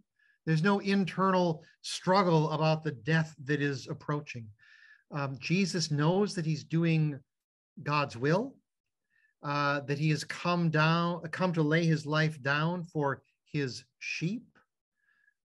At the start of chapter 13, I mentioned this a bit earlier, The narrator says that Jesus loved his own to the end, meaning not only to the end of his life, but to the point of perfection and complete love. And I think that's what gets expressed in this prayer. Jesus is caring for his followers by entrusting them to the Father. And starting at verse 20, at the start of this passage for year C, the text stretches our attention out beyond the disciples, and maybe if we're listening carefully, maybe even out beyond ourselves, praying not only for these, but for those who will believe through their word. It is, I think, an affirmation of the ongoing communion of saints, the long community of the church. And I think, maybe this year on Easter 7, it could be a good reminder that the church is bigger than any generation's experience or struggles or success. Maybe this prayer that looks out beyond those first disciples, maybe that could be an antidote to any panic that we might be having about the present decline of the church. I think here Jesus prays not just for his disciples and not just for us. I think maybe Jesus prays for our great-grandchildren too. And maybe there's some hope in that. Verse 22 and 23 talk a lot about glory. And glory has been a key theme in John. Jesus revealed his glory at the wedding at Cana. And the disciples saw that glory and they believed. Jesus's glory reveals the Father to the world. It's not always clear what that glory means, especially if John can talk about the cross as glory. I think maybe glory means something like the essence of who God is, the experience of that divine essence, the experience of that divine presence. That's glory.